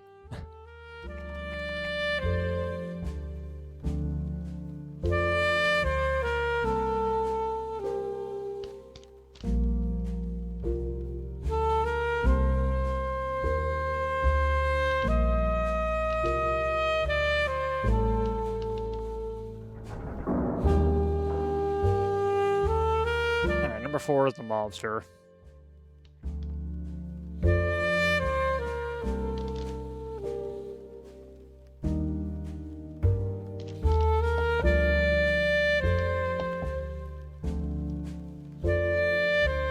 Three steps away from the closest evil. You told the truth, so this guy must be... yeah.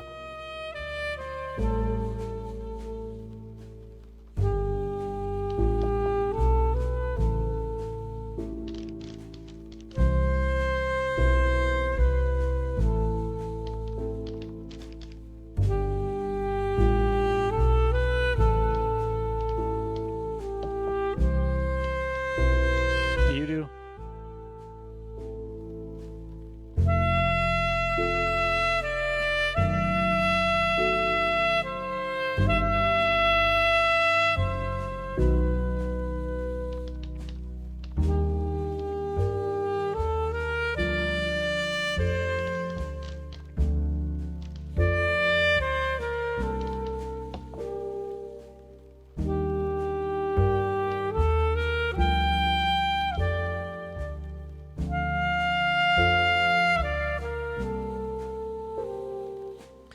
You can lose that way.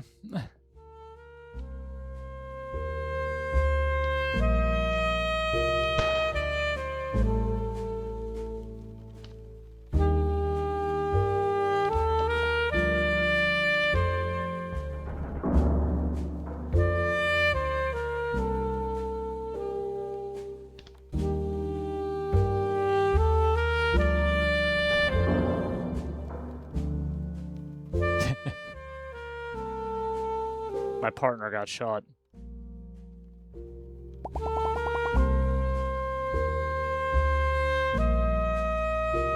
He's probably fine. Just a little bullet hole.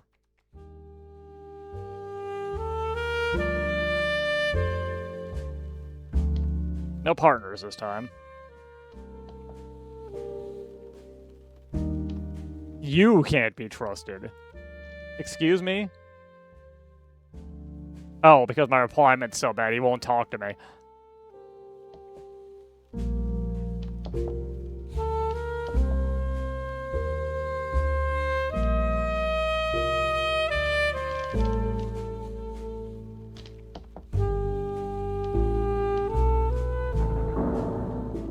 Alright, mobster found.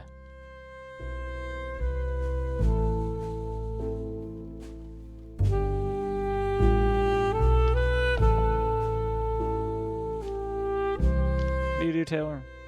2 rolls on us, so they're the same alignment.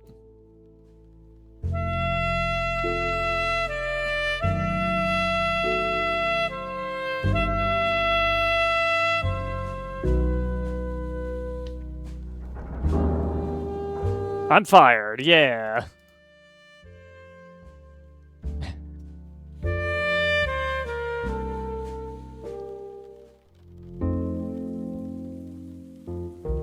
Now let's try again.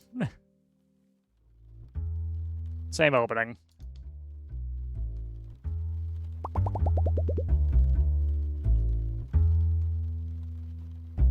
You know what? Let's go for 20% right off the bat.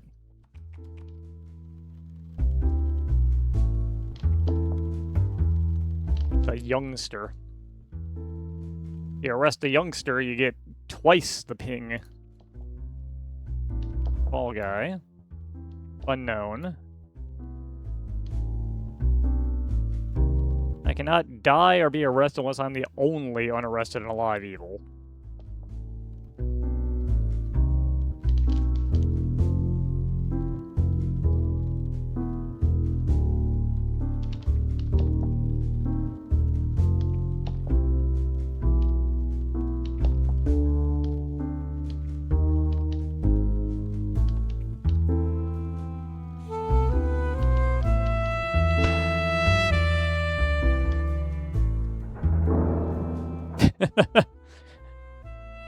We did it.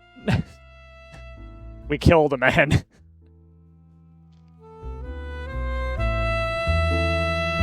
We killed the ghost.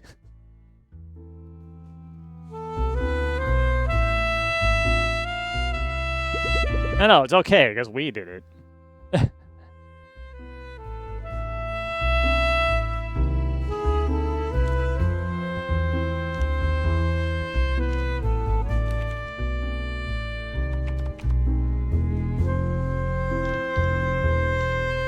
I transform one innocent roll into the drunkard. Anyways.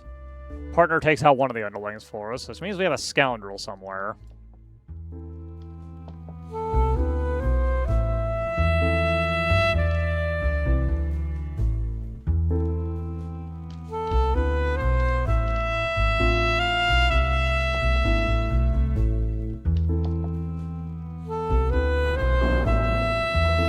Okay, who the hell is this? Copycat?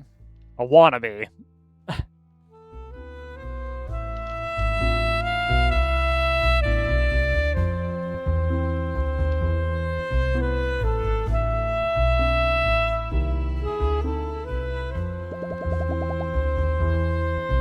Look, we're trying to get rid of the evil people. If they happen to be gotten rid of because they have a hole in them from a bullet, that's, you know, that's fine.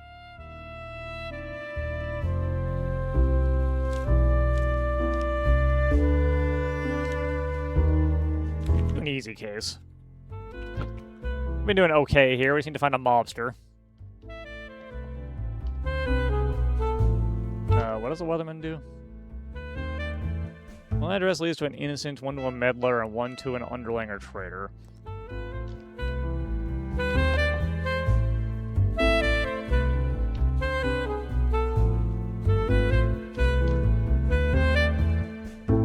When investigated, I will announce the number of surrounding neighbors an evil roll has. Well, that narrows it down to exactly that one, so,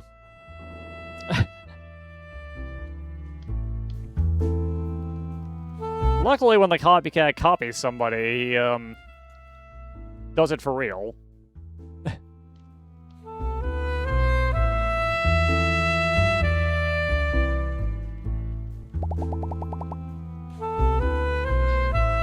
Alright, we're doing pretty good here.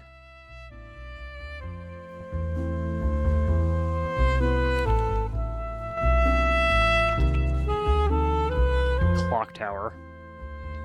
We gotta find a con man. I pretend to be an in-play role. When I am arrested, I am not revealed. Alright.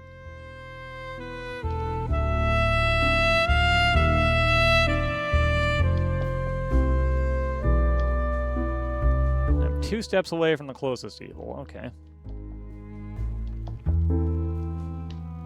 I am at 3 steps away from the closest evil.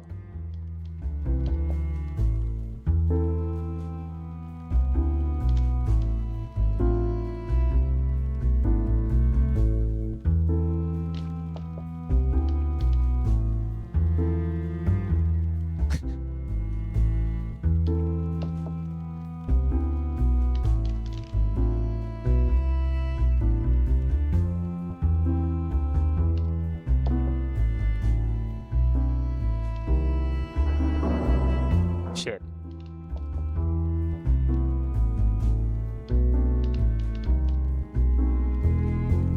They are not the same alignment.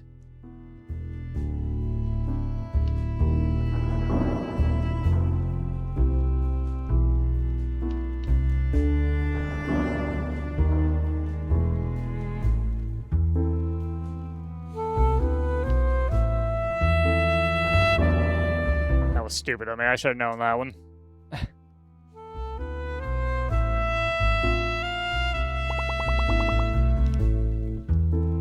Well, if we can solve this one, we'll hit the 100%. Let's try it.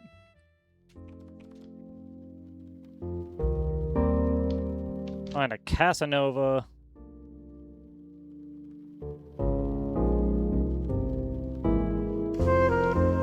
A mobster. And a specter.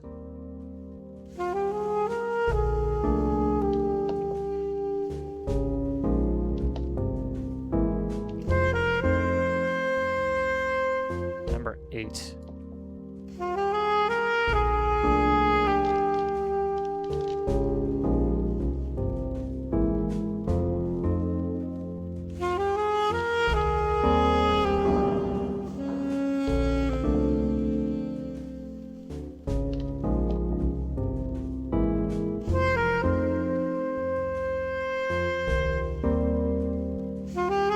Alright.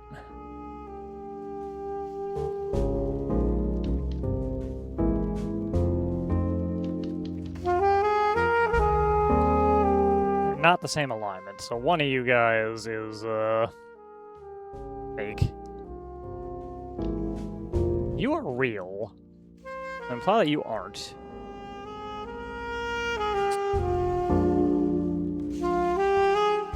Unless this is a romantic, I guess. That was true. You're fired.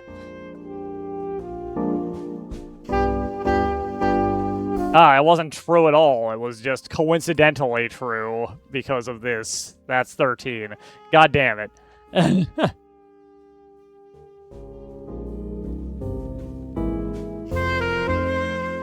They got me.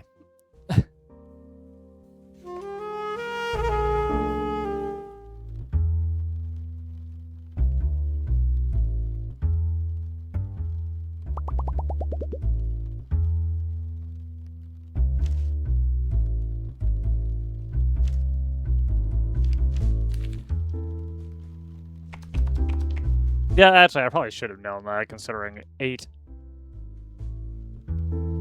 was not the total.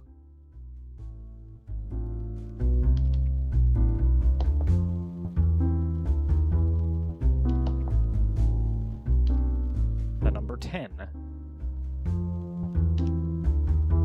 We're actually 4 underlings? Jesus Christ, okay.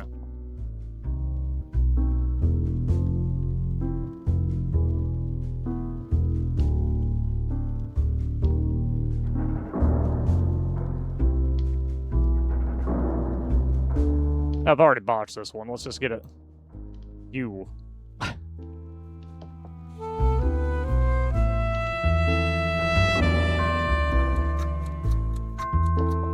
You are the scoundrel. I can't arrest you yet. I got nothing.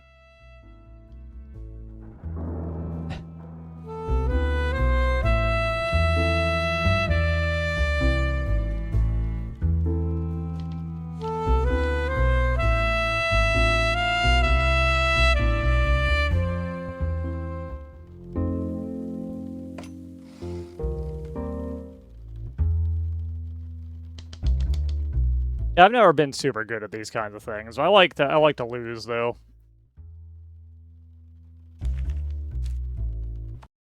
It's fine.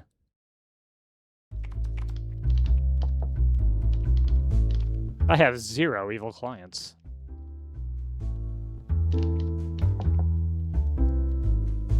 The number 16.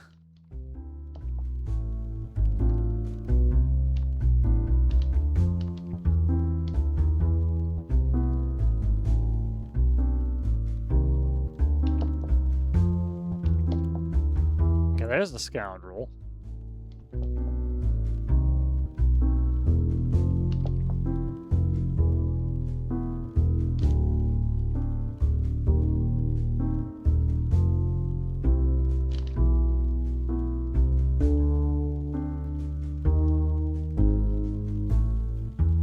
Okay, we can't possibly make 16 out of the,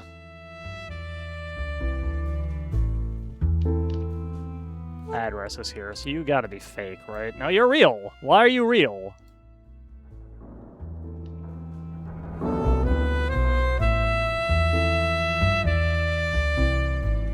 Hang on, am I misunderstanding you? The sum of all evil roll addresses.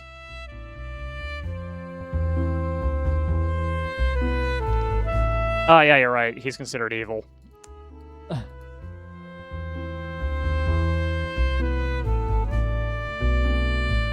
I completely forgot that that's one of his effects.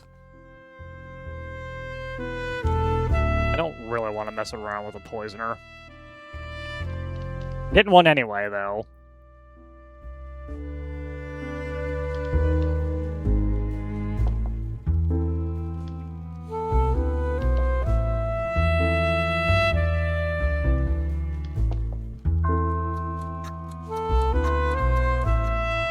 Oh, that was true. I could make him a con man, though. What do you do?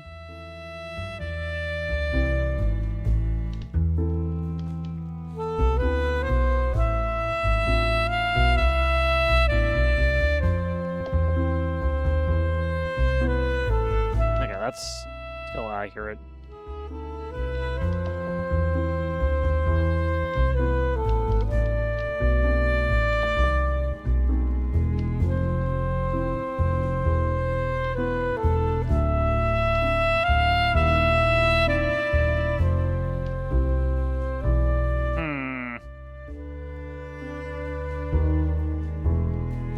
This is a bit of a mess.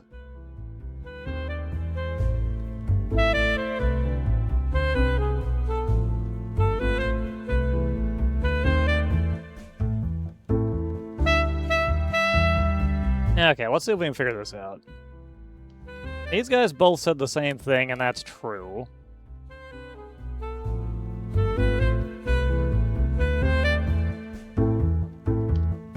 This looks to be true at the moment.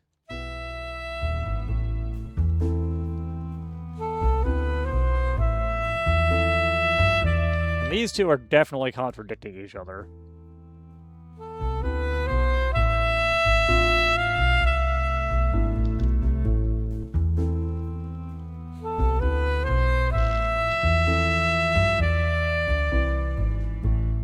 Tainted and evil are not the same,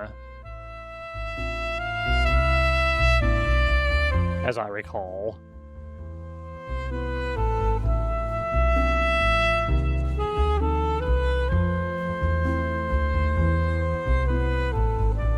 So if we assume that this is accurate...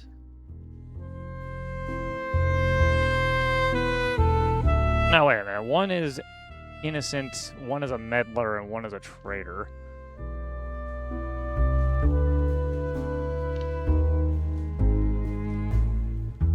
So we assume this is correct.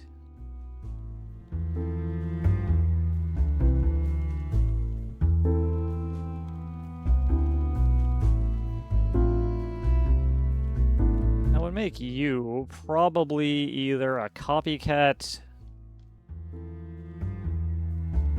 or a con man. And you are just as likely one of those two things.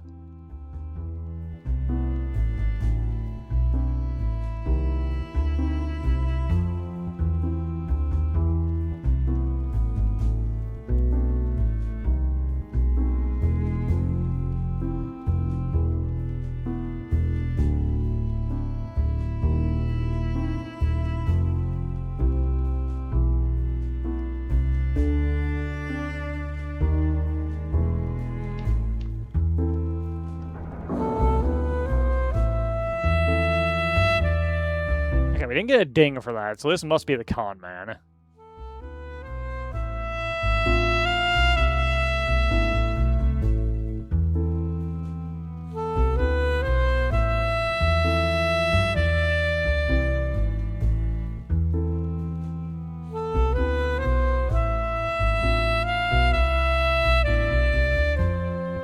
I'm gonna actually take a guess that you are in fact a poisoner. Nope, that was wrong.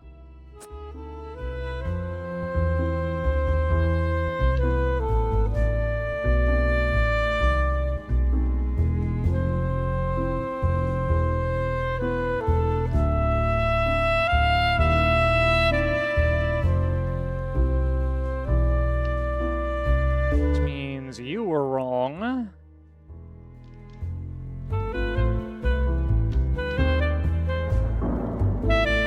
Which makes you the poisoner, yeah.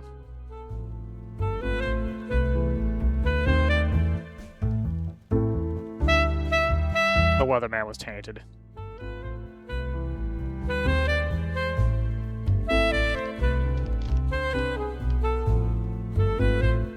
I always forget that diagonal is considered adjacent in this. Try and get some reputation back up with an easy crime. Alright, there is a clock maker somewhere, because the clock tower exists. There he is. 20 to 21.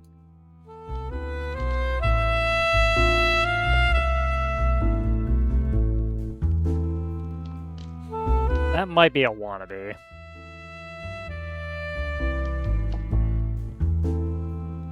The 6 is good.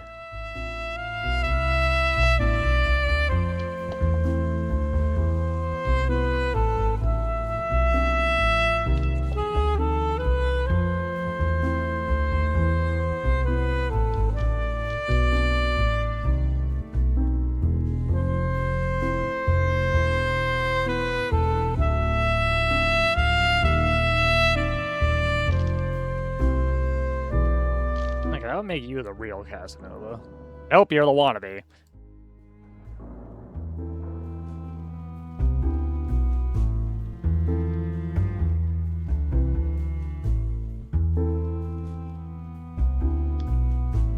Well, that's that, which would make you most likely the monster. Yep.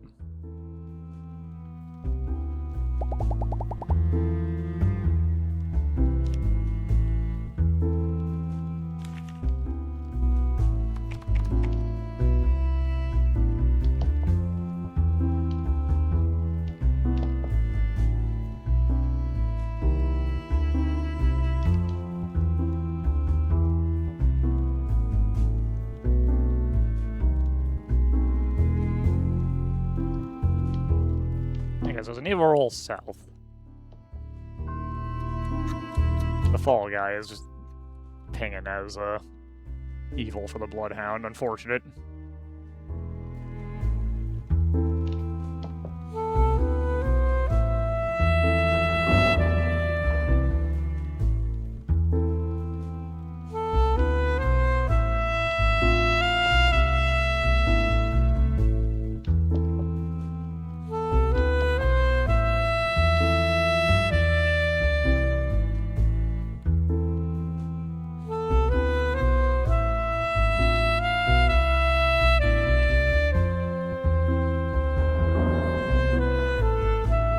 Got that one.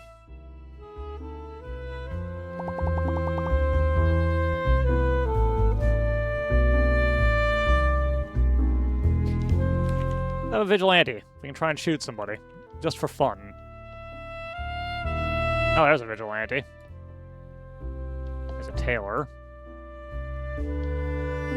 Con man does not be revealed, so that's definitely a wannabe.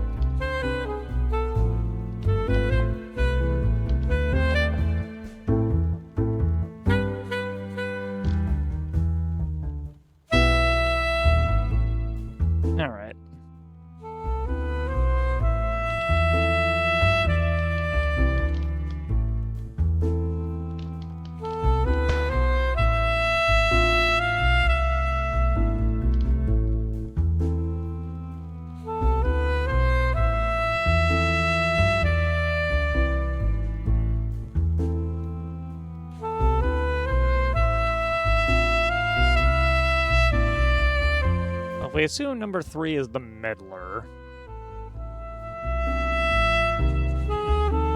The clock tower, I think, rang at the right hour. Yep, the Spectre obscured themselves again.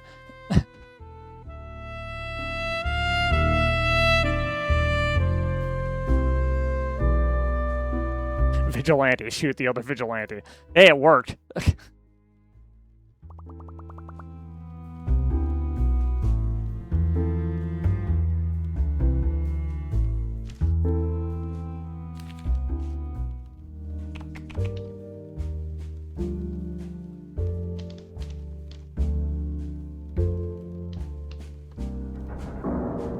Alright, that's one down.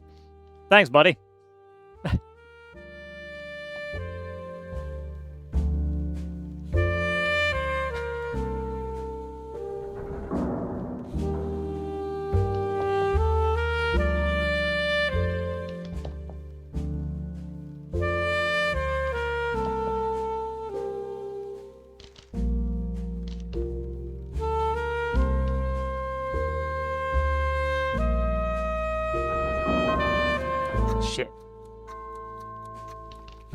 you.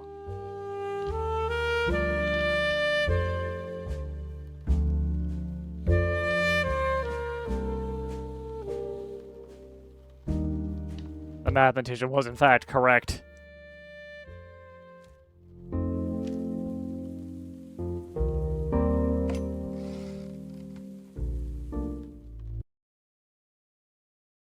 Let's do one more. Might end a little early today. I got some things I gotta do. Also, the weather is kind of nasty. All right, let's go for big numbers. Oh, we got a youngster. We don't want to arrest them. Got another fucking Casanova. Copycat lives in town. Never heard of the youngster. Obscured. Taylor.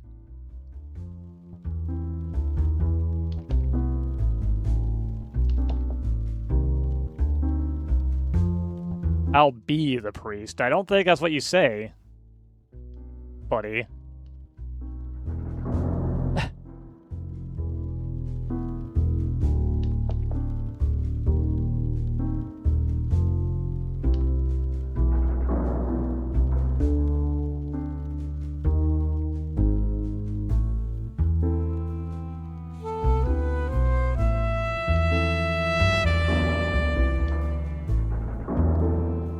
You're fired.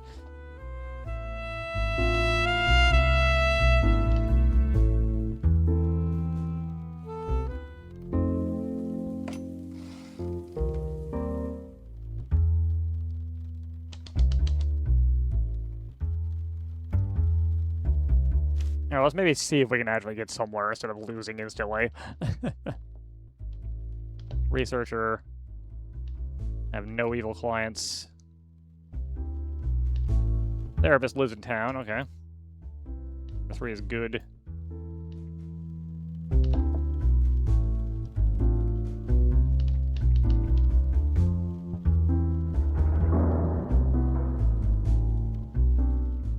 That one was easy enough.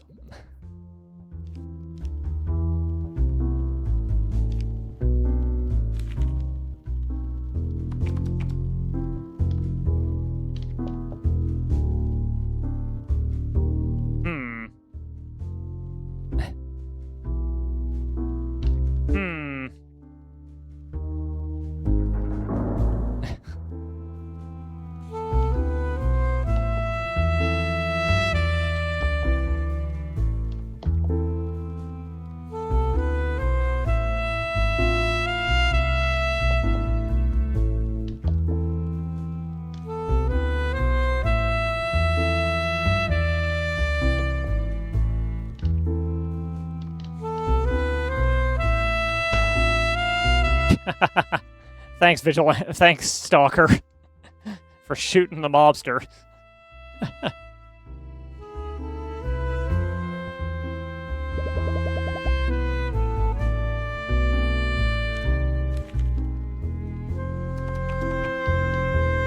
Number 4 is the Vigilante. Number 5 is the Milkman. Is number 4 the Vigilante? That ain't a Vigilante. You don't feel so good.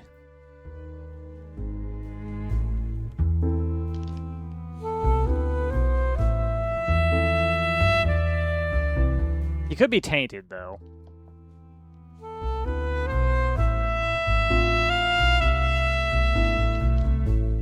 Yeah, this is an outright lie. Yeah.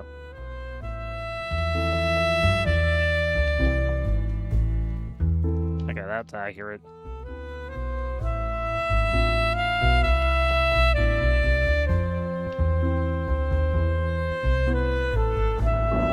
It's not the Milkman, so it is in fact the priest.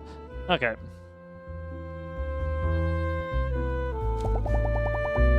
I should have just guessed the priest to begin with.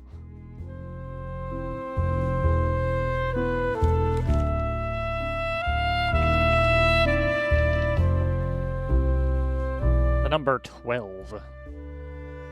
Researcher. Unknown.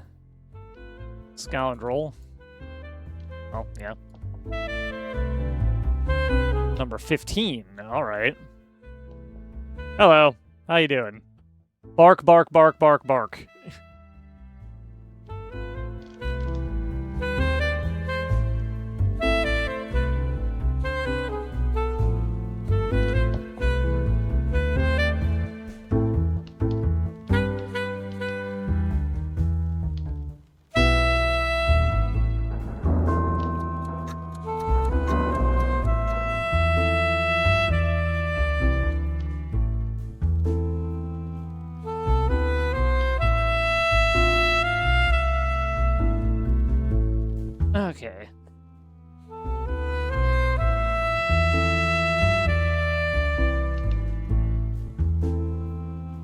number is 15, so it's gotta be... We know it's you, so it's gotta be you, right? Yep.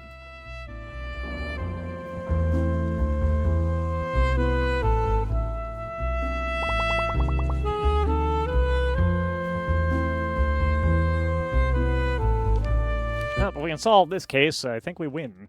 Or we get to the final bit, the barkeep is back. 7 is good.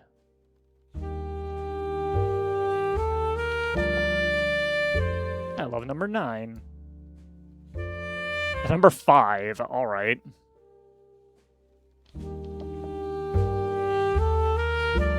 Okay, you guys agree.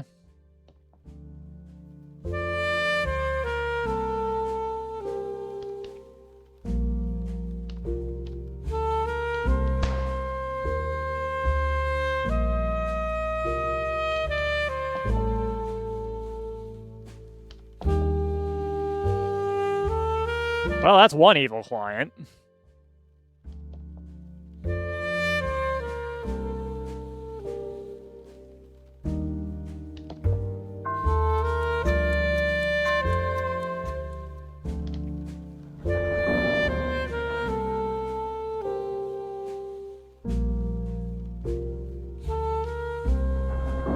Okay, we can't arrest you yet. The clock rang at the right time.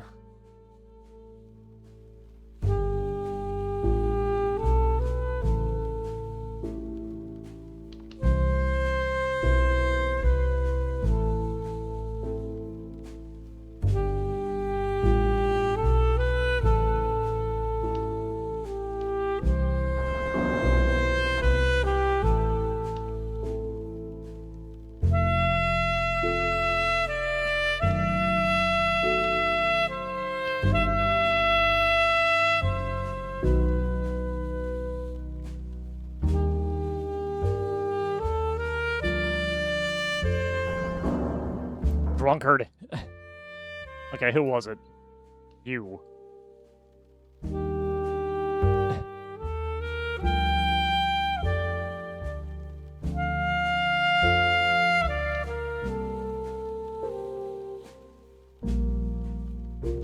I don't really care about backseating. I'm just goofing around.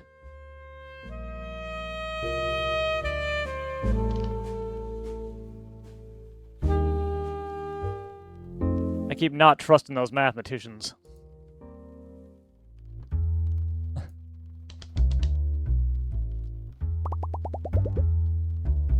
Let's do a hard one. Let's just lose instantly one more time. Cool.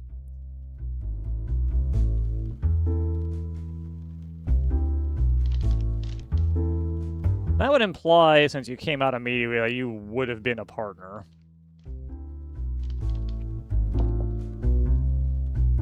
Or 4 is evil?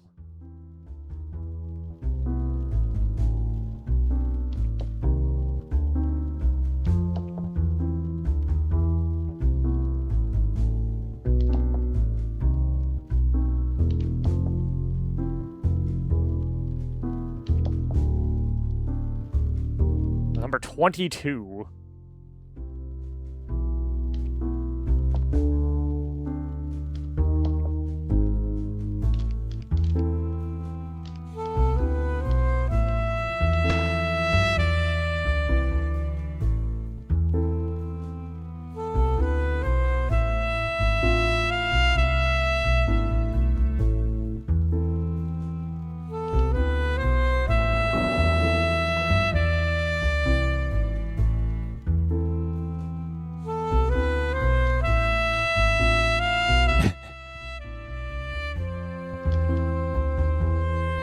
Yeah, just shoot him.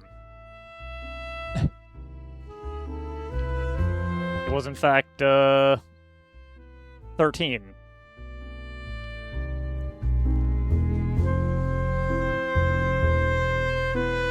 Which is notably not 22 minus 7.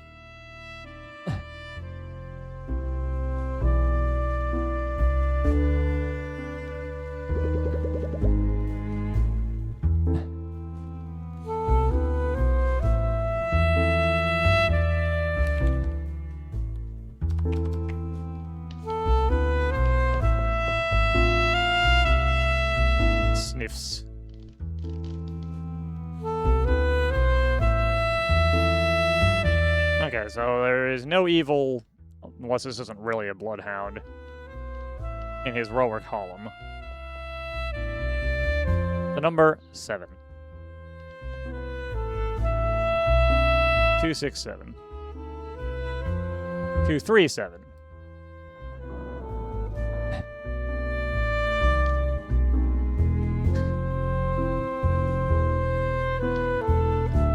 Thanks, mathematician. You made that one easy.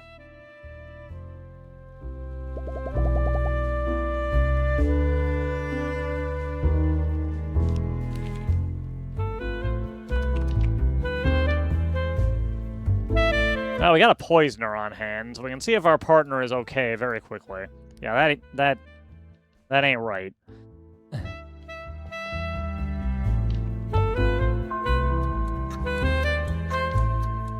The Fall Guy pings as evil, right? So...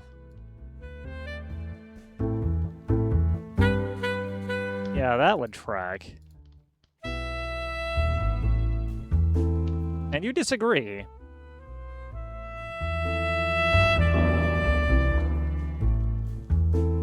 So yeah, that tracks. Okay.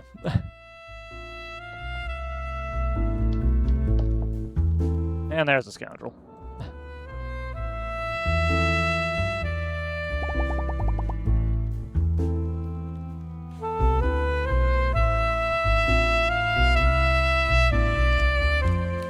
Another easy one, why not?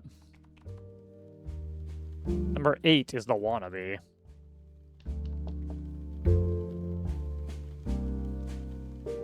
It's a very funny thing for the wannabe to be. We don't have anyone that could taint this guy, though, so he probably is, in fact, a wannabe. I have one evil client.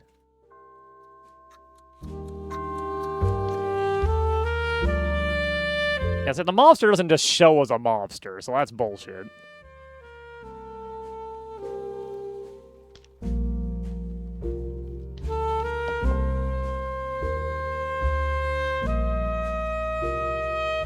Number 6. Number 1 is an underling.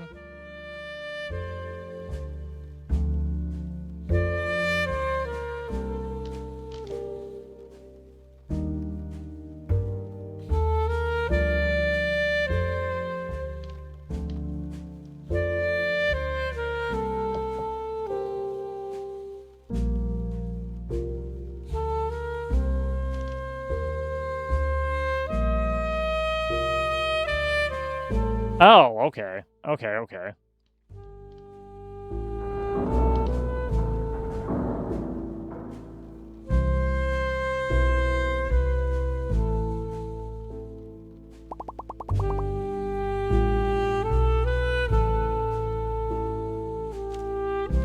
Didn't realize that was how that guy worked.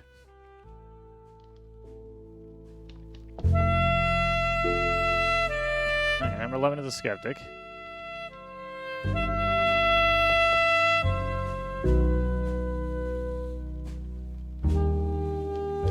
That has 7 neighbors, huh?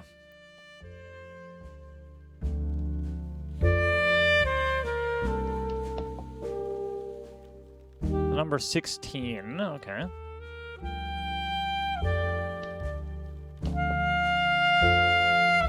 Number 24. I got nothing, thanks.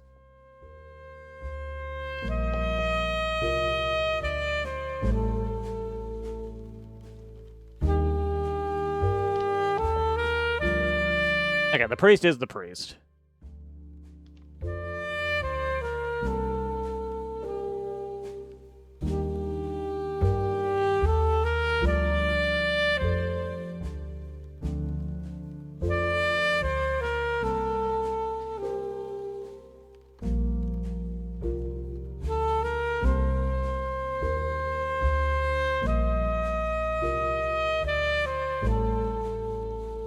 We've got a barkeep, possibly, so there is a possible drunkard in play.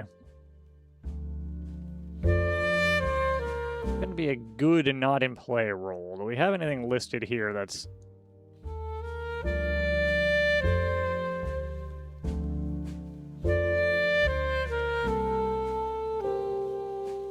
not listed.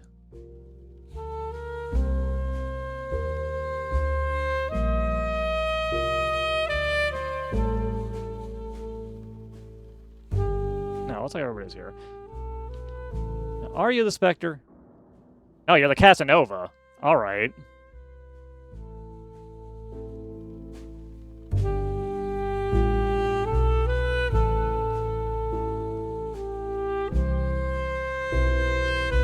So this is true.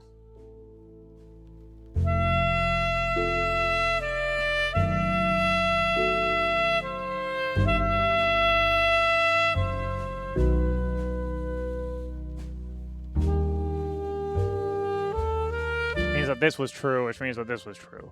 Okay. So I guess we gotta figure out, is it gonna be 16 or is it gonna be 24?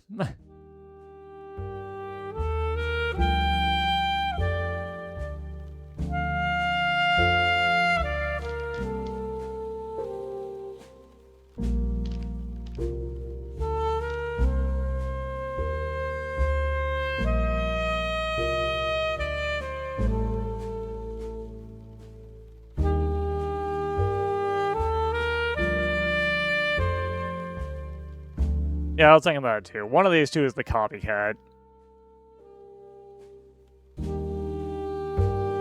Since they're both saying the same thing, and the copycat doesn't lie or anything.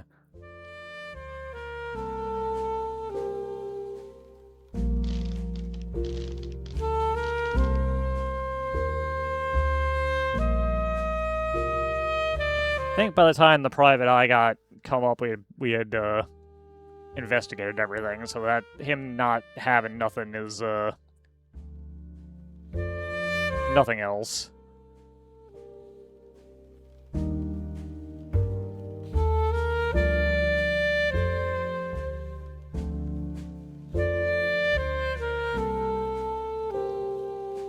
We do have a poisoner, possibly.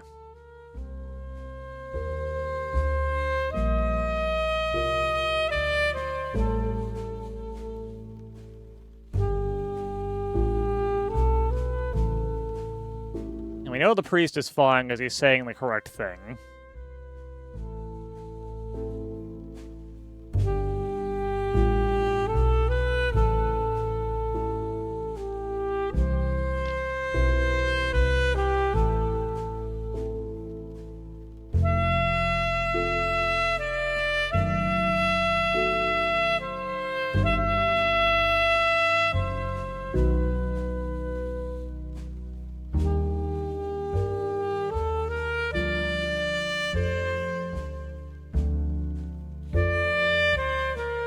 Okay, so if we say number 10, it's gotta be you. You gotta be a fake, right? Yeah.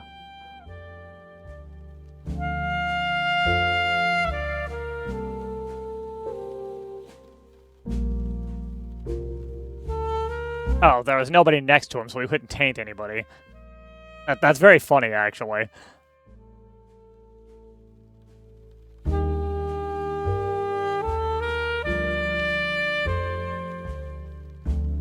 Well, this is accurate.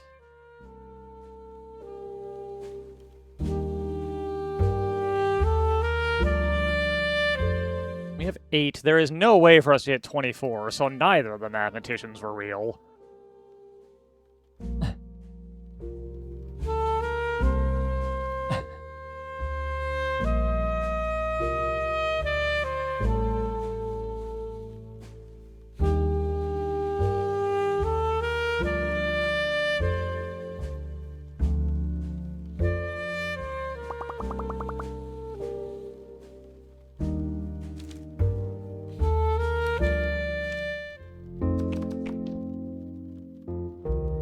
Alright, we've got a poisoner and a mobster. 7 to 8.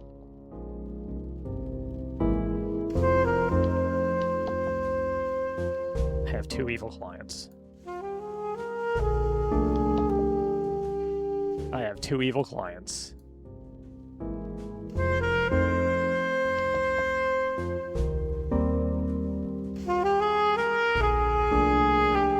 Well, the bell didn't ring.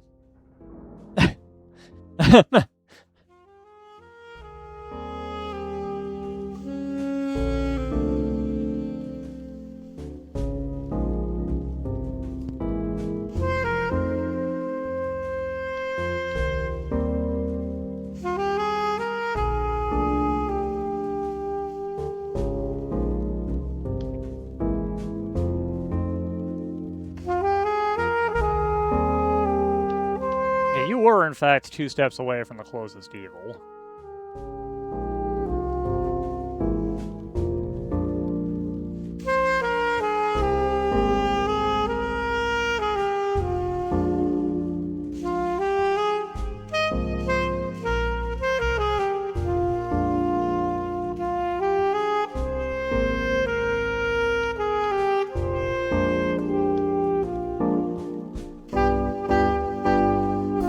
Yeah, we do have a drunkard, possibly.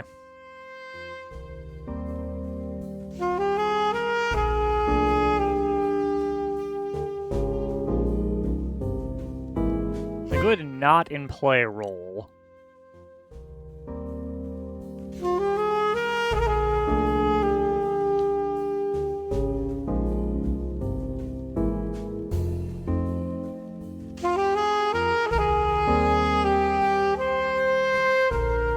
Okay, so this reporter, I think, is real, because he was correct.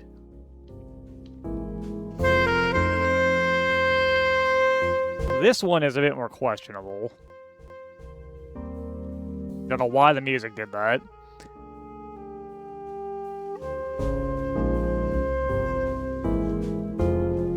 And there's something up with these therapists, because they can't possibly... Neither of them can have 2 evil clients. Or rather, they can't both have 2 evil clients. That doesn't work.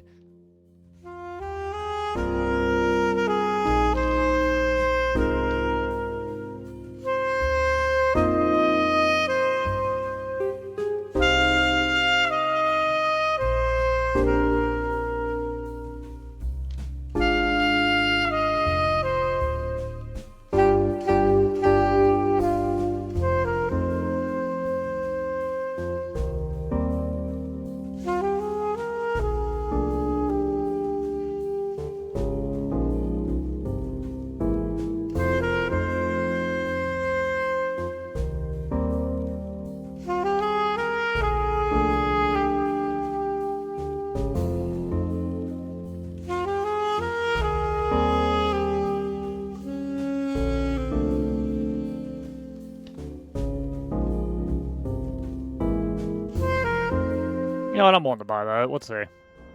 Nope, that was in fact not it.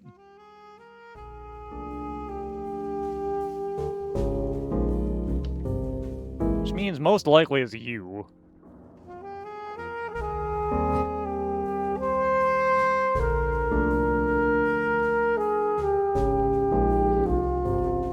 It wasn't that, in fact, a case of therapist poison therapist. Just guessed the wrong one first.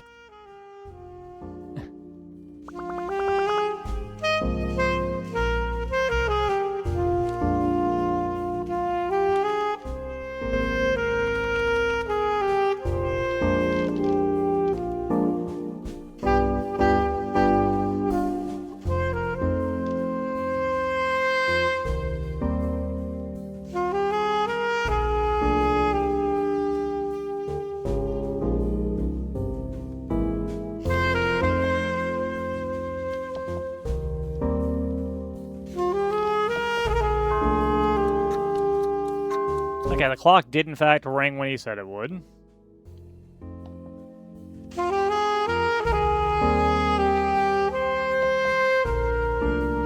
Number 4 is an underling, according to you.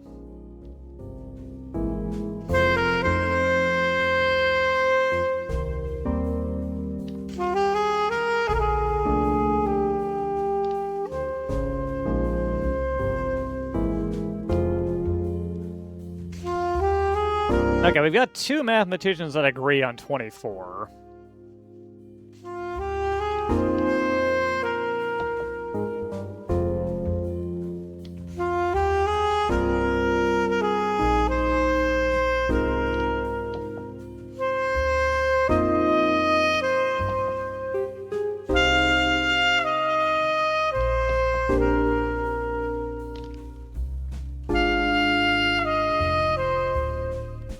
I've got no idea where to start here.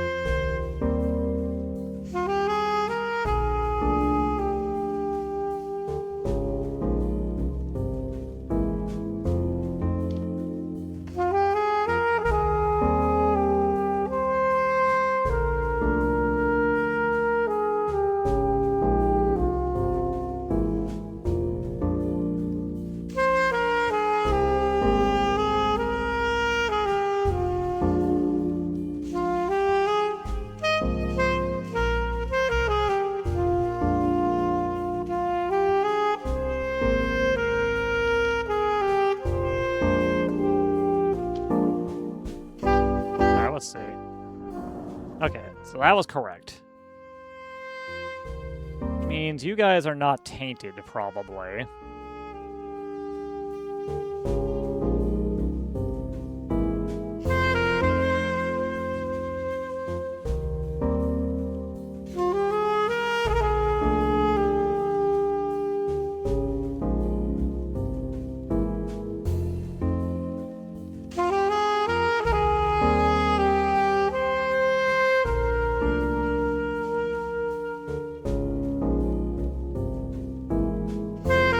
Are counting this guy, though, so -5 would be 19?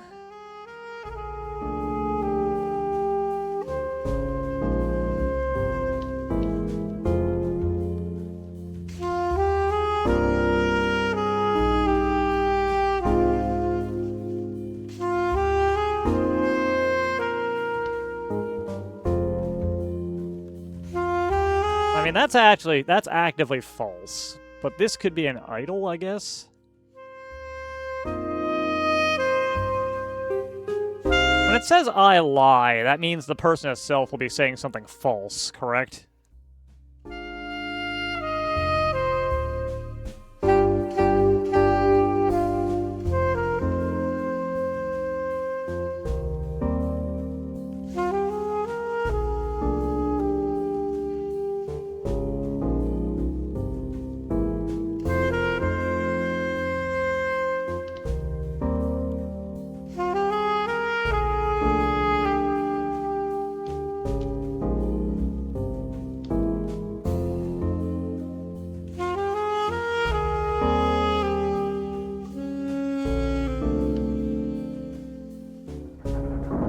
Okay. So that leaves 1 left.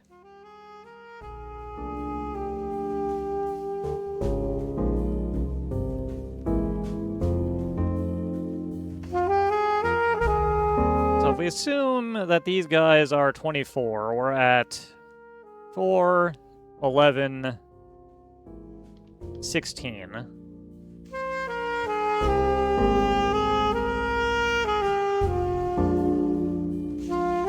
18, 19, 20, 21, 22, 23, 24. That would imply the gossip.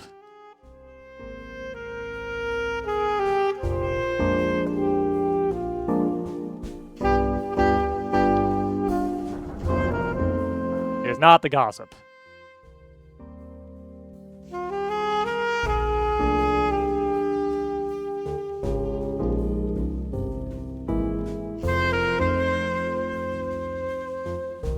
This was accurate.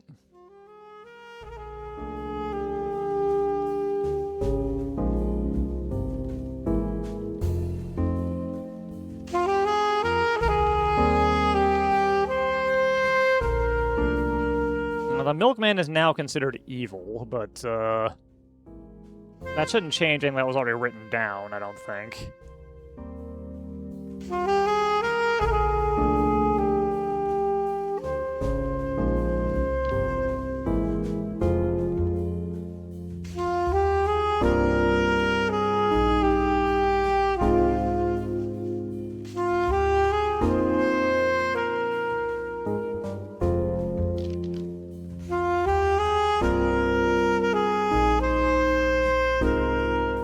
We got 1 shot.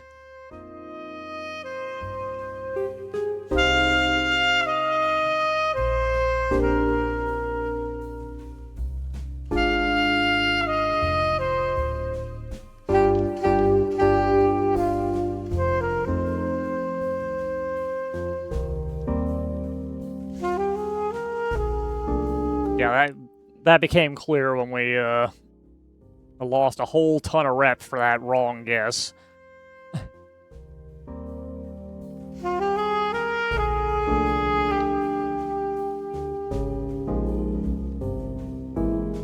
Okay, so no, that means nobody is tainted.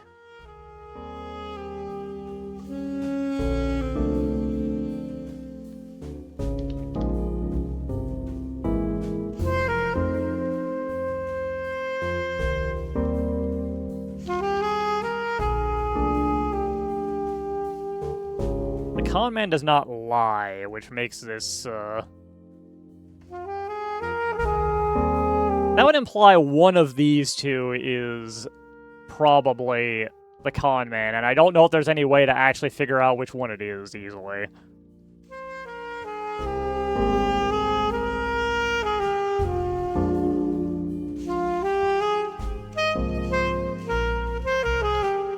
Oh yeah, it would be that, wouldn't it? So yeah, it's gotta be you, right? Nope. Who was it?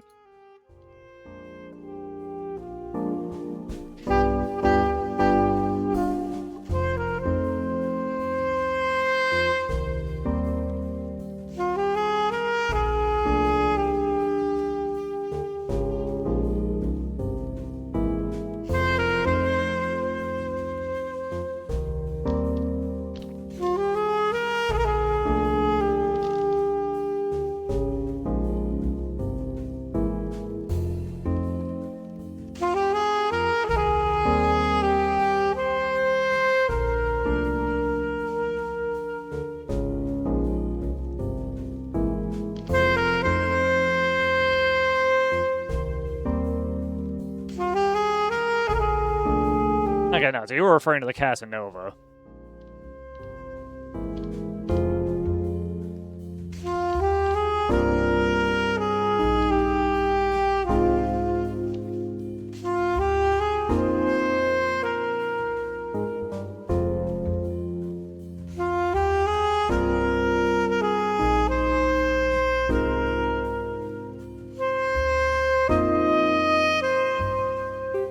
Yep, that adds up. Okay.